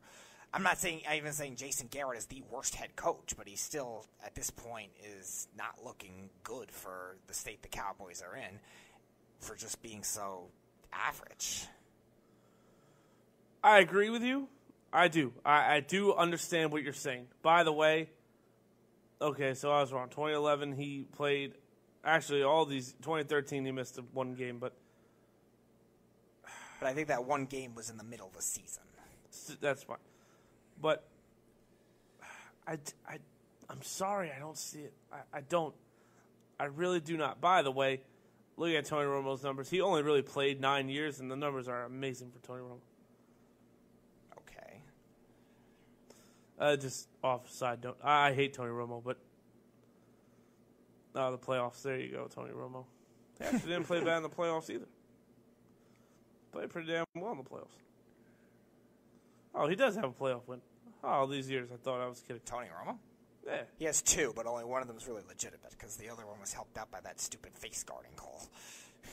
Oh, against the Lions. That screwed the Lions. And yeah. Was the other one the Dez catch? No, they lost the game. The other win was in 2009-2010 season against the Eagles. They beat the Eagles. I forget how it worked. One of them was division, one was the wild card, and they actually played head-to-head in back-to-back weeks. I think the Eagles either won the division or they were the same record and the Cowboys won on a tiebreaker or something like that. And then Dallas won the playoff game. They played in back-to-back weeks, but then Dallas got smoked the next week by the Vikings. But now, see, if you look at 2014, right, when Dallas went 12-4, mm-hmm.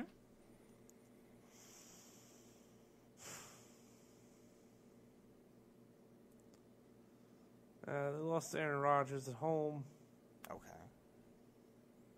Is that really that bad of a loss? When they were leading, I want to say they were leading, 23-10 at one point in that game, though. So that doesn't look good. Well, Matt Stafford, here's the thing. Can we stop acting like Matt Stafford can't play? Matt Stafford is a top. Who said that? Well, the fact Jim Caldwell, oddly enough. Mm-hmm. That's funny. No, Matt Stafford had a great season in 2014. Matt Stafford is an amazing quarterback. I know that. Oh, Romo, actually, it was 20-7. You're right. Actually, no. Detroit was up 20-7. Detroit was up? No, I'm talking about the Packers game. I think they were up 13 or something like that in the second half. Doesn't matter. They would have lost the Patriots anyway. But I will say... They would have lost the Seahawks. No, the Patriots won the Super Bowl that year. I know, but the Seahawks... No, I'm saying even if they went to the Super Bowl. I don't think the Cowboys would have beaten Seattle in Seattle. Even if they did beat Green Bay. And even so, if you want to call the Des catch a catch and they would have scored a touchdown, Aaron Rodgers still had time to come back too. So it's not like that was guaranteed to lose in that game. No, you're right. And Dallas' defense wasn't exactly good that year. No, listen, you're right. You're right. But what I will say right now,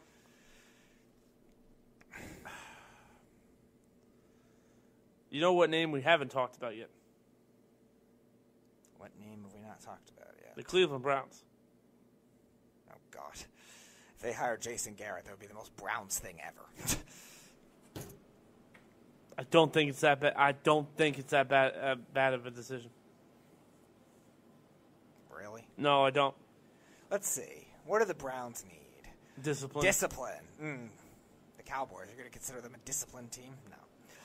They need offensive creativity. No, they don't. Yeah, they do. No, they do not. They just played in a year where you had a coach that had arguably the best, or at worst, at most, the third best receiving core in football, receiving duo. I think they're the best. In some years, there might have been 2 or 3. But he was wasting them on 5-yard routes and simple concepts. Jason Garrett, what was he criticized for? A lot. Doing that exact same thing. Then you got a leadership aspect where there were a lot of Cowboys players that didn't like him. You need a Browns team that has a lot of big egos to like these guys.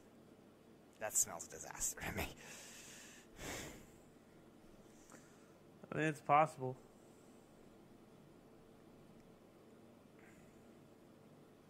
Yeah, I think it's very realistic if that ends up being the case. Plus, again, it's very Browns to say, all right, you guys, you failed with this team.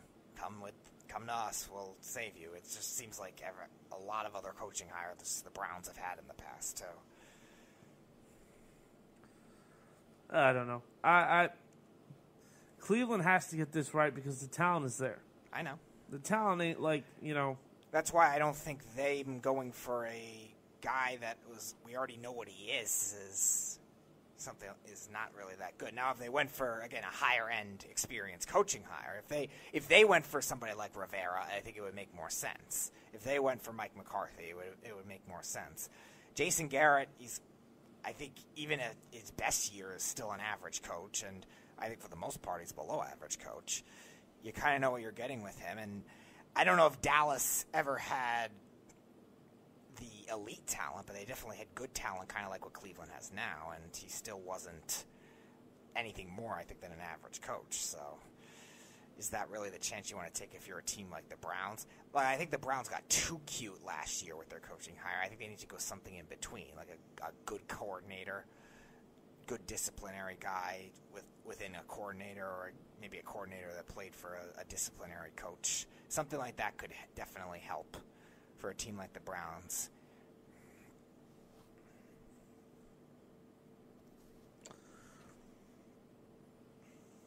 I don't know what to make of this, but Odell Beckham Jr. and Jarvis Landry both won out of Cleveland now, right? Okay. You think Jason Garrett's saving that job? No. I don't know what it's going to take to get him a job. I don't know if. No, I mean in terms of saving Odell and Landry there, because obviously whoever the GM is going to be is going to try their best to make them happy. I think the GM is a little bit more important right now than. Yes, I agree with that too, but the GM might lead to the coach. Now, I got to figure out, again, what GMs are available, too. I brought up to you yesterday the Raiders GM, Reggie McKenzie, who got fired after Gruden took in and he was taking full control. He was a good GM. That's the only name I know that was definitely available off the top of my head. Because you're not going to just poach another good GM from another team because they're going to keep their GM. I don't know. Odell Beckham Jr. missed a game. I'm sorry. He didn't start one game. He still average. Every year, Odell's averaging about 1,000 yards a season. His touchdowns. We're down this year. Well, yeah.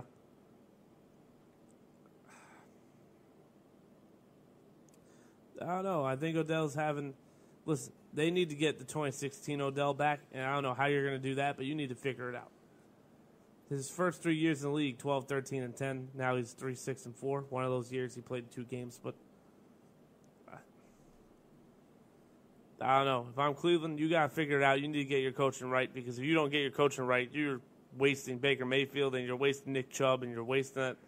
They got to figure this out. Nick Chubb still did well amidst bad coaching. Nick Chubb. The top 5 running backs in the league now, I think, are solidified who we thought they were, but now it's just you can't even argue. Sorry. And a lot of people are going to get mad at me when I say who's out, but. Are you going to say Dalvin Cook still? No. Okay. Yeah, we'll do this right now. I'll look this up for you, right? I think McCaffrey's pretty definitive at this point. Oh, I know. Is this the hot take you're about? And it's not his fault, but Gurley. Is he out? Gurley's been out. He's been out for a while for you. Okay. Yeah, all right. So Saquon is the best running back in football, right? I mean, at this point, you could probably make an argument for McCaffrey, too. Okay, so 1-1A. So if it's ain't Saquon, it's McCaffrey, and whoever ain't 1 is 2. Okay. Chubb. Derrick Henry. Okay.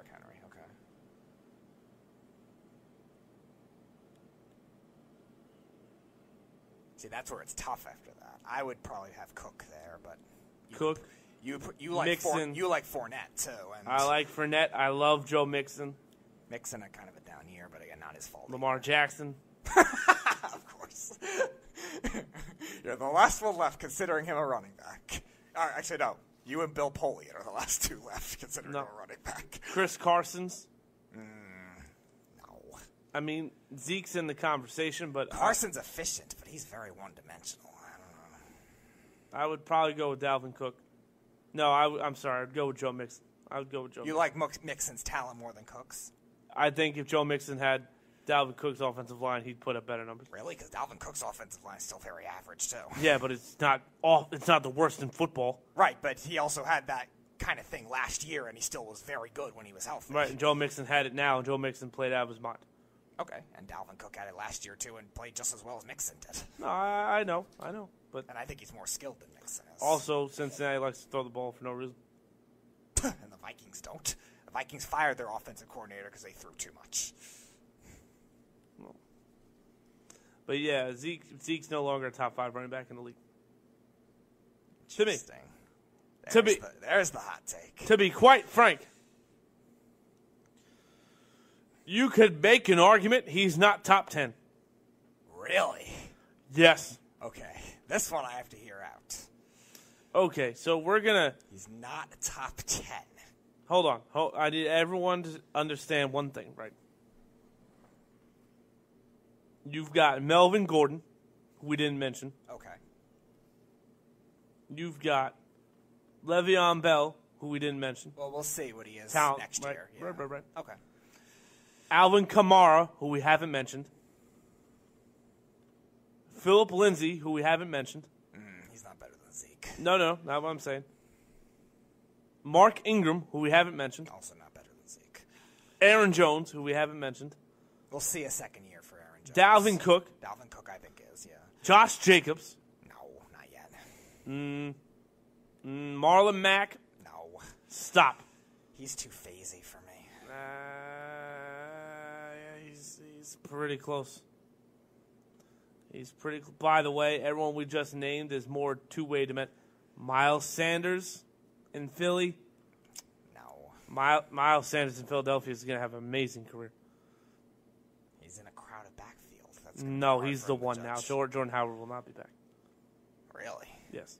Jordan Howard played well when he was healthy. Did he? Yeah. I don't think so. He had a couple bad games in the 10 that he played, but he was good in most of them. He started 4. Yeah, okay. Kenyon Drake. Labeled as the Kenyon Drake. 4. Well, the Kenyon Drake that we saw in Arizona. Okay. I mean, he has a case, but one, he's, again, still kind of a I love Singletary up in Buffalo. Runner. He's still kind of a one-dimensional runner, and 2, can we see it in a larger sample, too? Because you're right. Him doing what he did on a you want to talk about a terrible offensive line. They're either the worst or second worst offensive line in football. Them and the Bengals. Mm-hmm. So, yeah, if he does it longer time, maybe we'll see with him because he's always kind of that phasey running back, too. He's great this one year, then he's down, then he does well at a random game that nobody saw coming. He's kind of like that, too. And I think he's kind of a one-dimensional runner where he doesn't have the great secondary moves, but he is a good pass-catching back, which elevates him. So his case is very interesting, but I still don't think he's better than Zeke. I don't know. All I know is Zeke was second in handoffs. Okay. And he is 4th in yards. And he is 5th in yards per game. Listen, I'm not saying Zeke is a bad running back. I'm just saying there's a lot of talent right now in the running back game in the NFL. All right. I think the one thing that downgrades Zeke, which is why I can agree with you on the top 5 thing, is pass catching back. Just because he's not sophisticated as a overall route runner. Sophisticated. He couldn't catch the ball off a friggin' tee. If you put the ball on a tee and said catch it and slapped it up, he'd probably drop it. Yeah, so I think that could definitely put him out of the top 5. I don't know about and he top fumbles 10. a lot for me. Maybe, but is it any worse than some of the borderline running backs you named? So I'll give you Henry. Henry fumbled more. Henry fumbled more? Really? Yes. Wow. Okay, I would have never expected that. I actually thought he would have been one of the more... Chubb fumbled the same amount. Okay. Jacobs and McCaffrey fumbled a lot less. Okay. Chris Carson's is up there. He's hurt, but... Dalvin Cook fumbled more. Really? Lamar Jackson fumbled a lot. Marlon Mack didn't. Saquon didn't. Fournette didn't. Mixon didn't fumble at all. Mixon also got way less touches, so judge that for yourself. So. Yeah, he did get way less touches, but he's only 100 yards behind him. Well, I know that. I'm just saying he got less touches because the Bengals were behind in a lot of games. Right, sure. Right. Ingram fumbled less. Aaron Jones fumbled the same amount. Hyde and Singletary, Lindsey fumbled less. I don't think he's fumbled yet in his career. But Lindsey also got less touches, too, because Royce Freeman was there as well, stealing a lot of third downs. Todd Gurley fumbled the same amount. Again. Kamara fumbled the most. Not in all the time. Really? Wow. Yeah. No, Kamara fumbled 4 times this year. Okay, and Zeke. Melvin Gordon fumbled a lot. Yeah, he did. That was surprising. Because I think he went a long time without fumbling. Oh, look at that. Kyler Murray fumbled a lot, too. Oh, small hands. I told everybody to watch out for that. And awful offensive line. Right. Guess who led the league in fumbles? Is it a quarterback? Yes. Daniel Jones? Yes. Of course. Naturally. You know what that means? The offensive line still sucks. Still better than the Cardinals. No, but what I'm saying is everyone blamed Eli, right? You're looking at that argument now. All right. Now, going back to the top 10 thing, though. But you have 16 running backs this year that rushed for over 1,000 yards. So, I believe that. It's coming. It's revitalizing itself back to when everyone thought feature running backs were dead, and they still kind of are to an extent, but it's still coming back into that rushing prowess game again. Right. Now, going back to the top 10, though, let's see. I'm just trying to see. We agree he's not top 5, right? I can even say he's not anymore just because I think really Chubb and Cook leapt up to the levels that I thought they could, and they finally did. So Saquon, McCaffrey, Cook, Chubb, and Henry I would probably have as my top 5. Mm-hmm. Let's see. I'm just trying to figure out. I would have Fournette, Jacobs, and Mixon. Those are my next 3. Okay. I'll say Gordon still is definitely ahead because I love his skills too. I think he's very good. Now, he lost some reps with pass catching just because of Eckler, the way he played. Right. And I think that could hurt him if either he goes or they try to trade Eckler in terms of value and keep him. I don't know what they'll do. I think they'll probably trade him, though. In that case, you should love Philip Lindsay, too. I like Philip Lindsay as a talent. I think he's still on the one-dimensional side, too. Just, again, not his fault. He's a smaller running back. So I would probably I'm not putting Jacobs up there yet. Mixon I thought could get there, but, again, still his circumstances. What Cowboy fan did I piss off now? He didn't show me. So I'll still have Zeke kind of 7 or 8. Maybe I got to think of it. Jones I definitely don't think is better, and Jacobs. All right, here we go. Welcome to the home stretch. How may I help you? You sound like an idiot. You sound retarded. You really do. This is ironic. What's that? Are you like looking at the mirror right now or something? What's going on? You sound dumb. That you think Zeke is not a top 5 running back. You both sound dumb. He's definitely not a top 5 running back. Yes, he is. He's better. You could argue he's not top 10. Crazy. I'm not going to go as far as top 10. That's ridiculous. He's definitely not top 5. Top 5, Mike. There is, with other guys emerging the way they have and just the skill sets, you can argue it. I'm not going to say it's definitively one or the other. Look at the numbers. Look at the numbers. He has better numbers than all those running backs you just mentioned. No, he's not. Dalvin Cook this year? No. Not Nick Chubb, and definitely not Derrick Christian Henry McCaffrey. and Nick Chubb are 1 and 2 in yards. Christian McCaffrey has, I think, the most yards from scrimmage this year in the league. Yeah, he had 1,000 rushing and receiving. I'm not arguing McCaffrey. McCaffrey was a beast, yes, but you Mixon, go look at the. No, I'm not arguing Mixon. He was arguing Mixon. Joe Mixon. I like Mixon as a skill too, but he's got to be a little more consistent for my liking. Had about. He had 1,100 yards this year. Right, on how many less carries? Zeke had 13. Zeke had a down year, and he also had 12 touchdowns, and Mixon only had 5. That's not Joe Mixon's fault. All right, so Julio Jones went how many years with 1 or 2 touchdowns, and everyone was saying how Julio Jones needed the ball more in the red zone. That's why the Bengals won 2 games this year and have the number 1 pick in the draft. Joe Mixon has only rushed for 1,000 yards twice in his career. He's done it 3 times. He's a young running back. And he would have did it 4 times. Played 1 year less than Zeke. And he would have did it over 4 times with if Roger Goodell didn't have a thing for him. It's just ridiculous that you think Joe Mixon's a better running back than Zeke. That's insanity. Give Joe Mixon the Dallas offensive line, and we'll talk. It's insanity. He's not a better running back than Zeke. But Joe Mixon wasn't even in the top 5 for me. That's why I'm confused. But that's a fair argument, but I wouldn't put Mixon in the top 5 if you're doing that. I didn't have Mixon in the top 5. Okay. I didn't. All right. I like Mixon more than Zeke because he can catch out of the backfield and block, but that's about it. Right, and that's the biggest thing I think that really downgrades Zeke is just he's got to improve as a pass-catching back. He can't just rely on catching screen passes. The number 1 running back in the NFL, yes, is McCaffrey, yes. Fine. That's fine. There's no argument there because we all see what he did. We all see what, yes, that's fine. Right. So who was your 2? Saquon. If McCaffrey is 1, Saquon is 2. No, but Saquon Barkley is not better than Zeke right now. Yeah. Numbers-wise, no, he's not. Oh, my.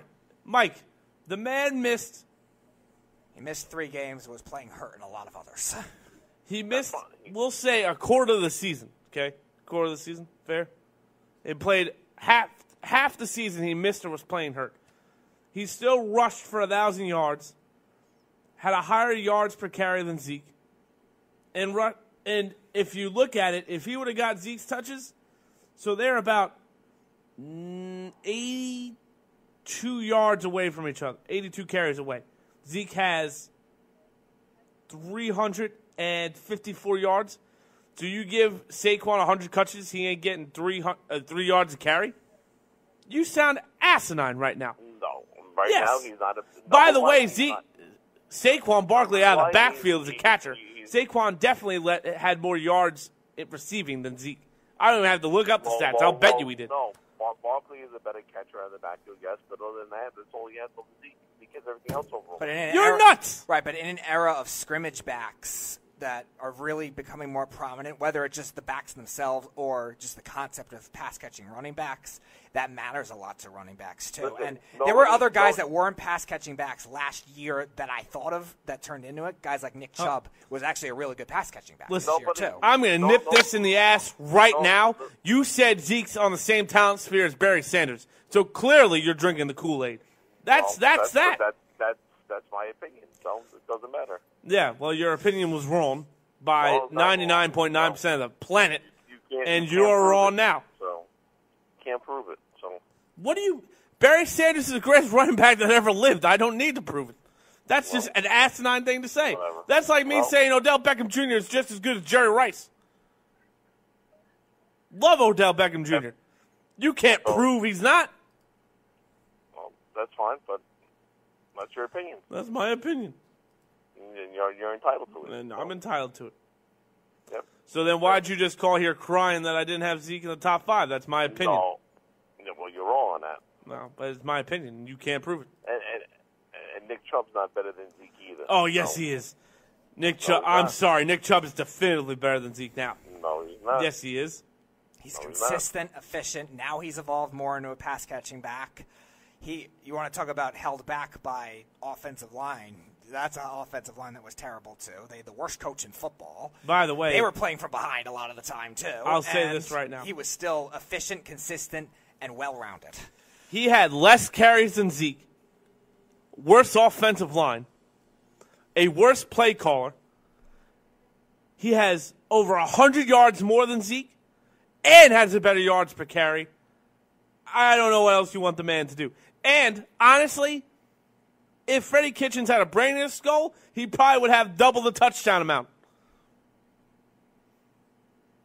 And the second half of the year, he was splitting time with Kareem Hunt. He only had 6 more attempts than Zeke. No! Zeke had more attempts than Chubb.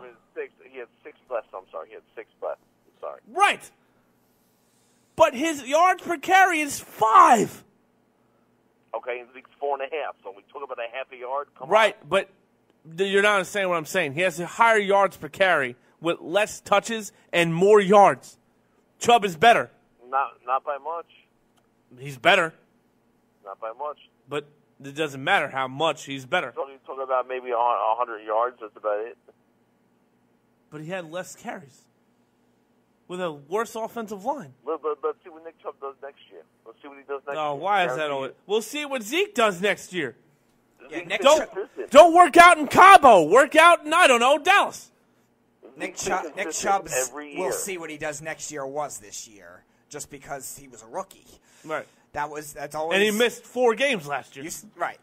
When you were arguing the Saquon and Zeke thing, you were saying the same thing about Saquon, and then if they proved it, they would be up there. And again, we said the same thing with Zeke in 17.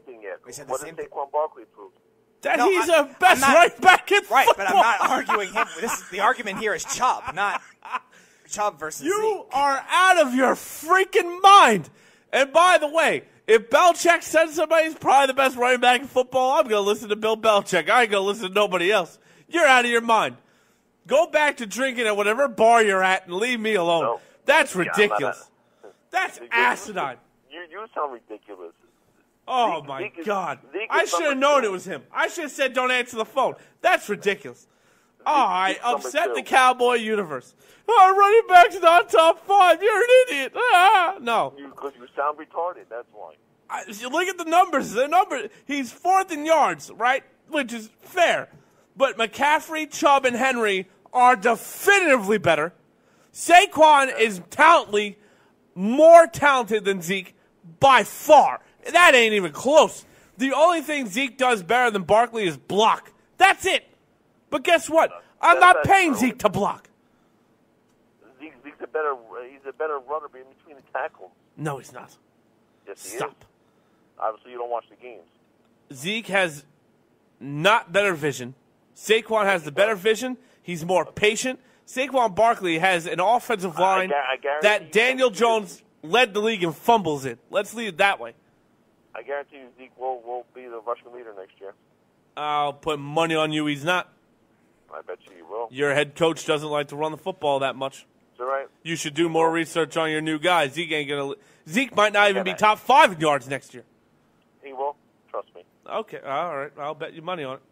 Everyone thinks McCarthy's going to coach the same way he coached in Green Bay. That's not going to happen.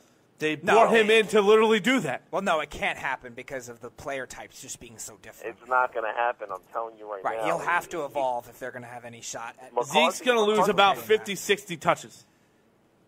No, he's not. He's not rushing 300 times next year. Well, it also depends on how Dak plays, though, too. They are going to let Dak Prescott will throw the ball at least 550 times next year. Dak Prescott's going to throw the ball a shit ton next year. I don't think so. I'll even say this. Lamar Jackson next year will outrush Zeke. Really? Yeah. Really?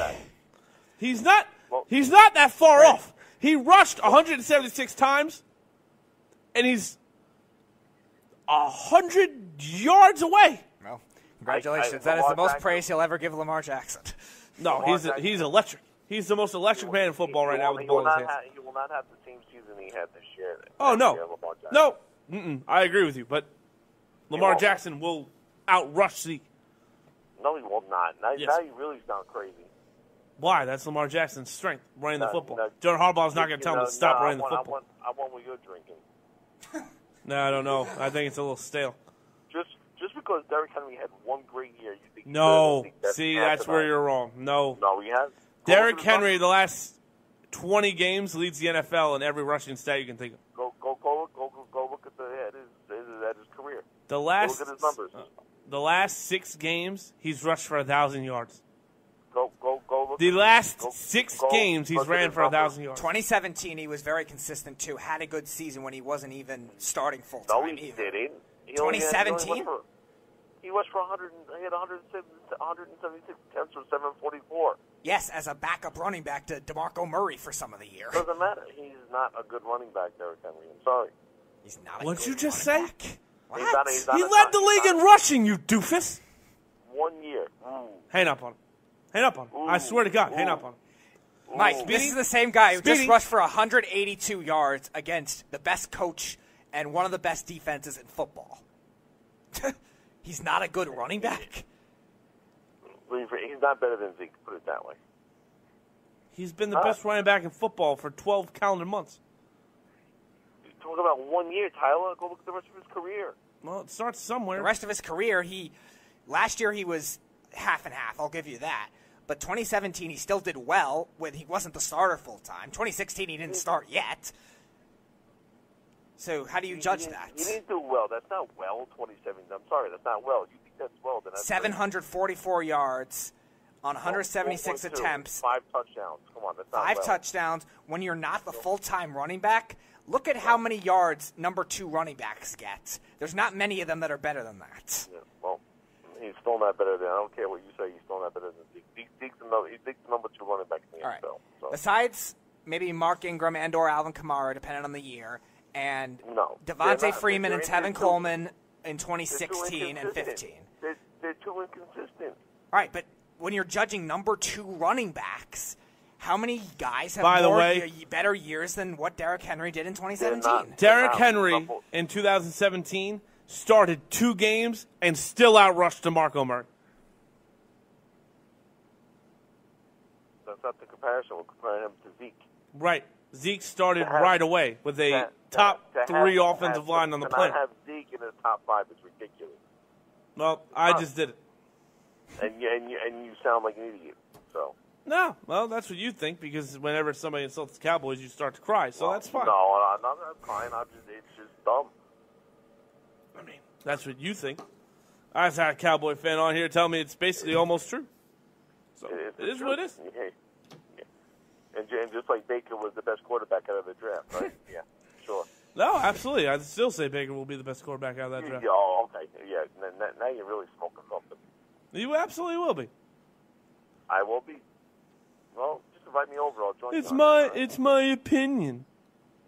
It's my opinion. You can't prove me wrong. Your opinion, sure. Snugs alert! But, Hey. Here we go, an opinion that matters. Hold on. The Beeve needs to call back when Junior Beeve is on so that he might find someone who believes his bullshit. The Beeve needs to be hung up on. That's my opinion. Hashtag ban the Beeve. Oh, wait. Hashtag Junior Beeve. Speaking of that, do you think that Tom Brady would have a better situation with the Chargers than the Patriots? no. Okay, I already good. answered that question. Good. I said no. Good. Just making sure.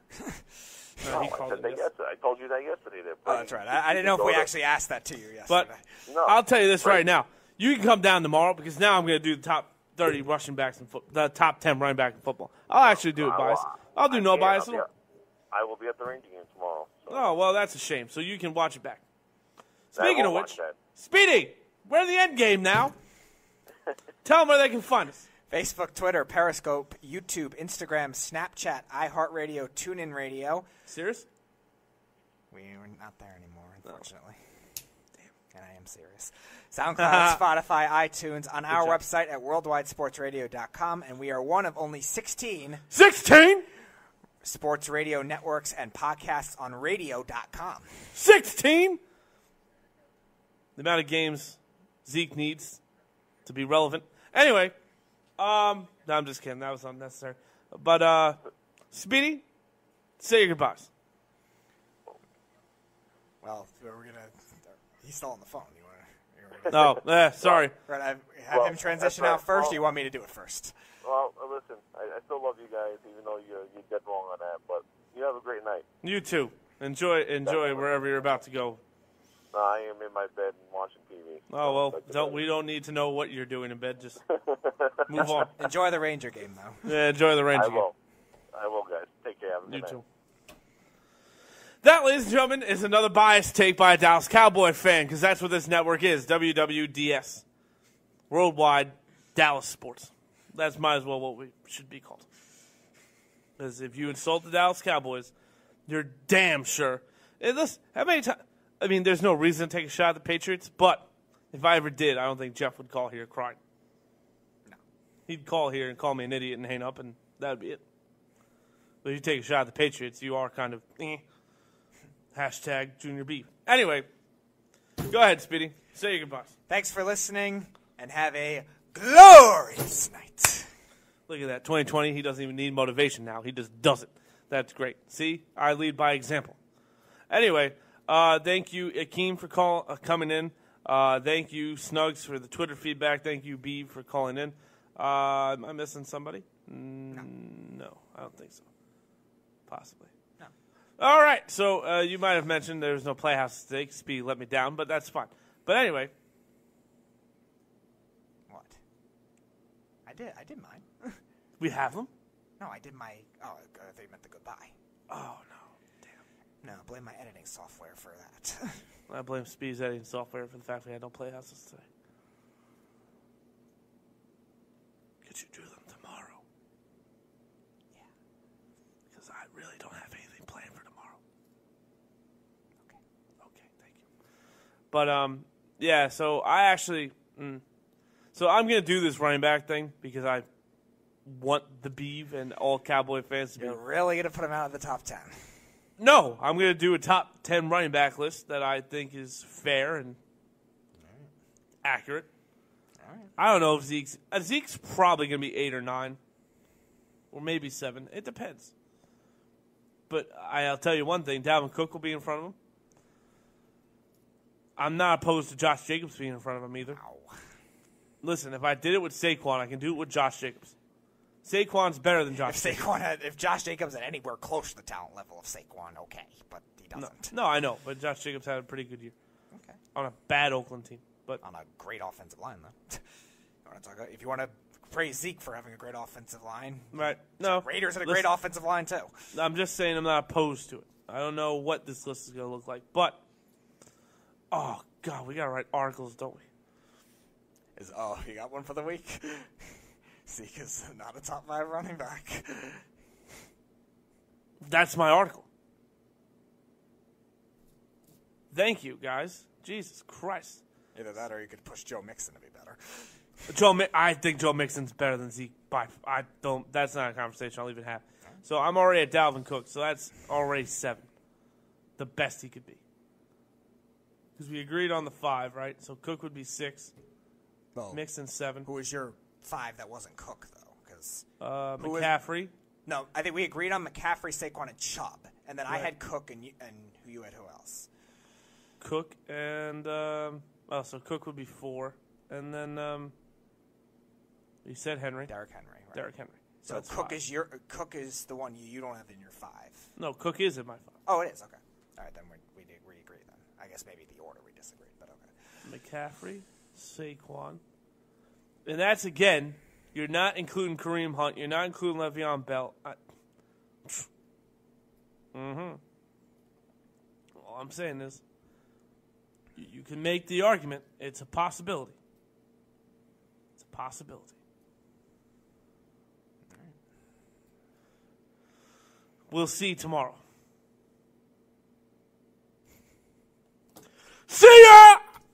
You're listening to the Worldwide Sports Radio Network.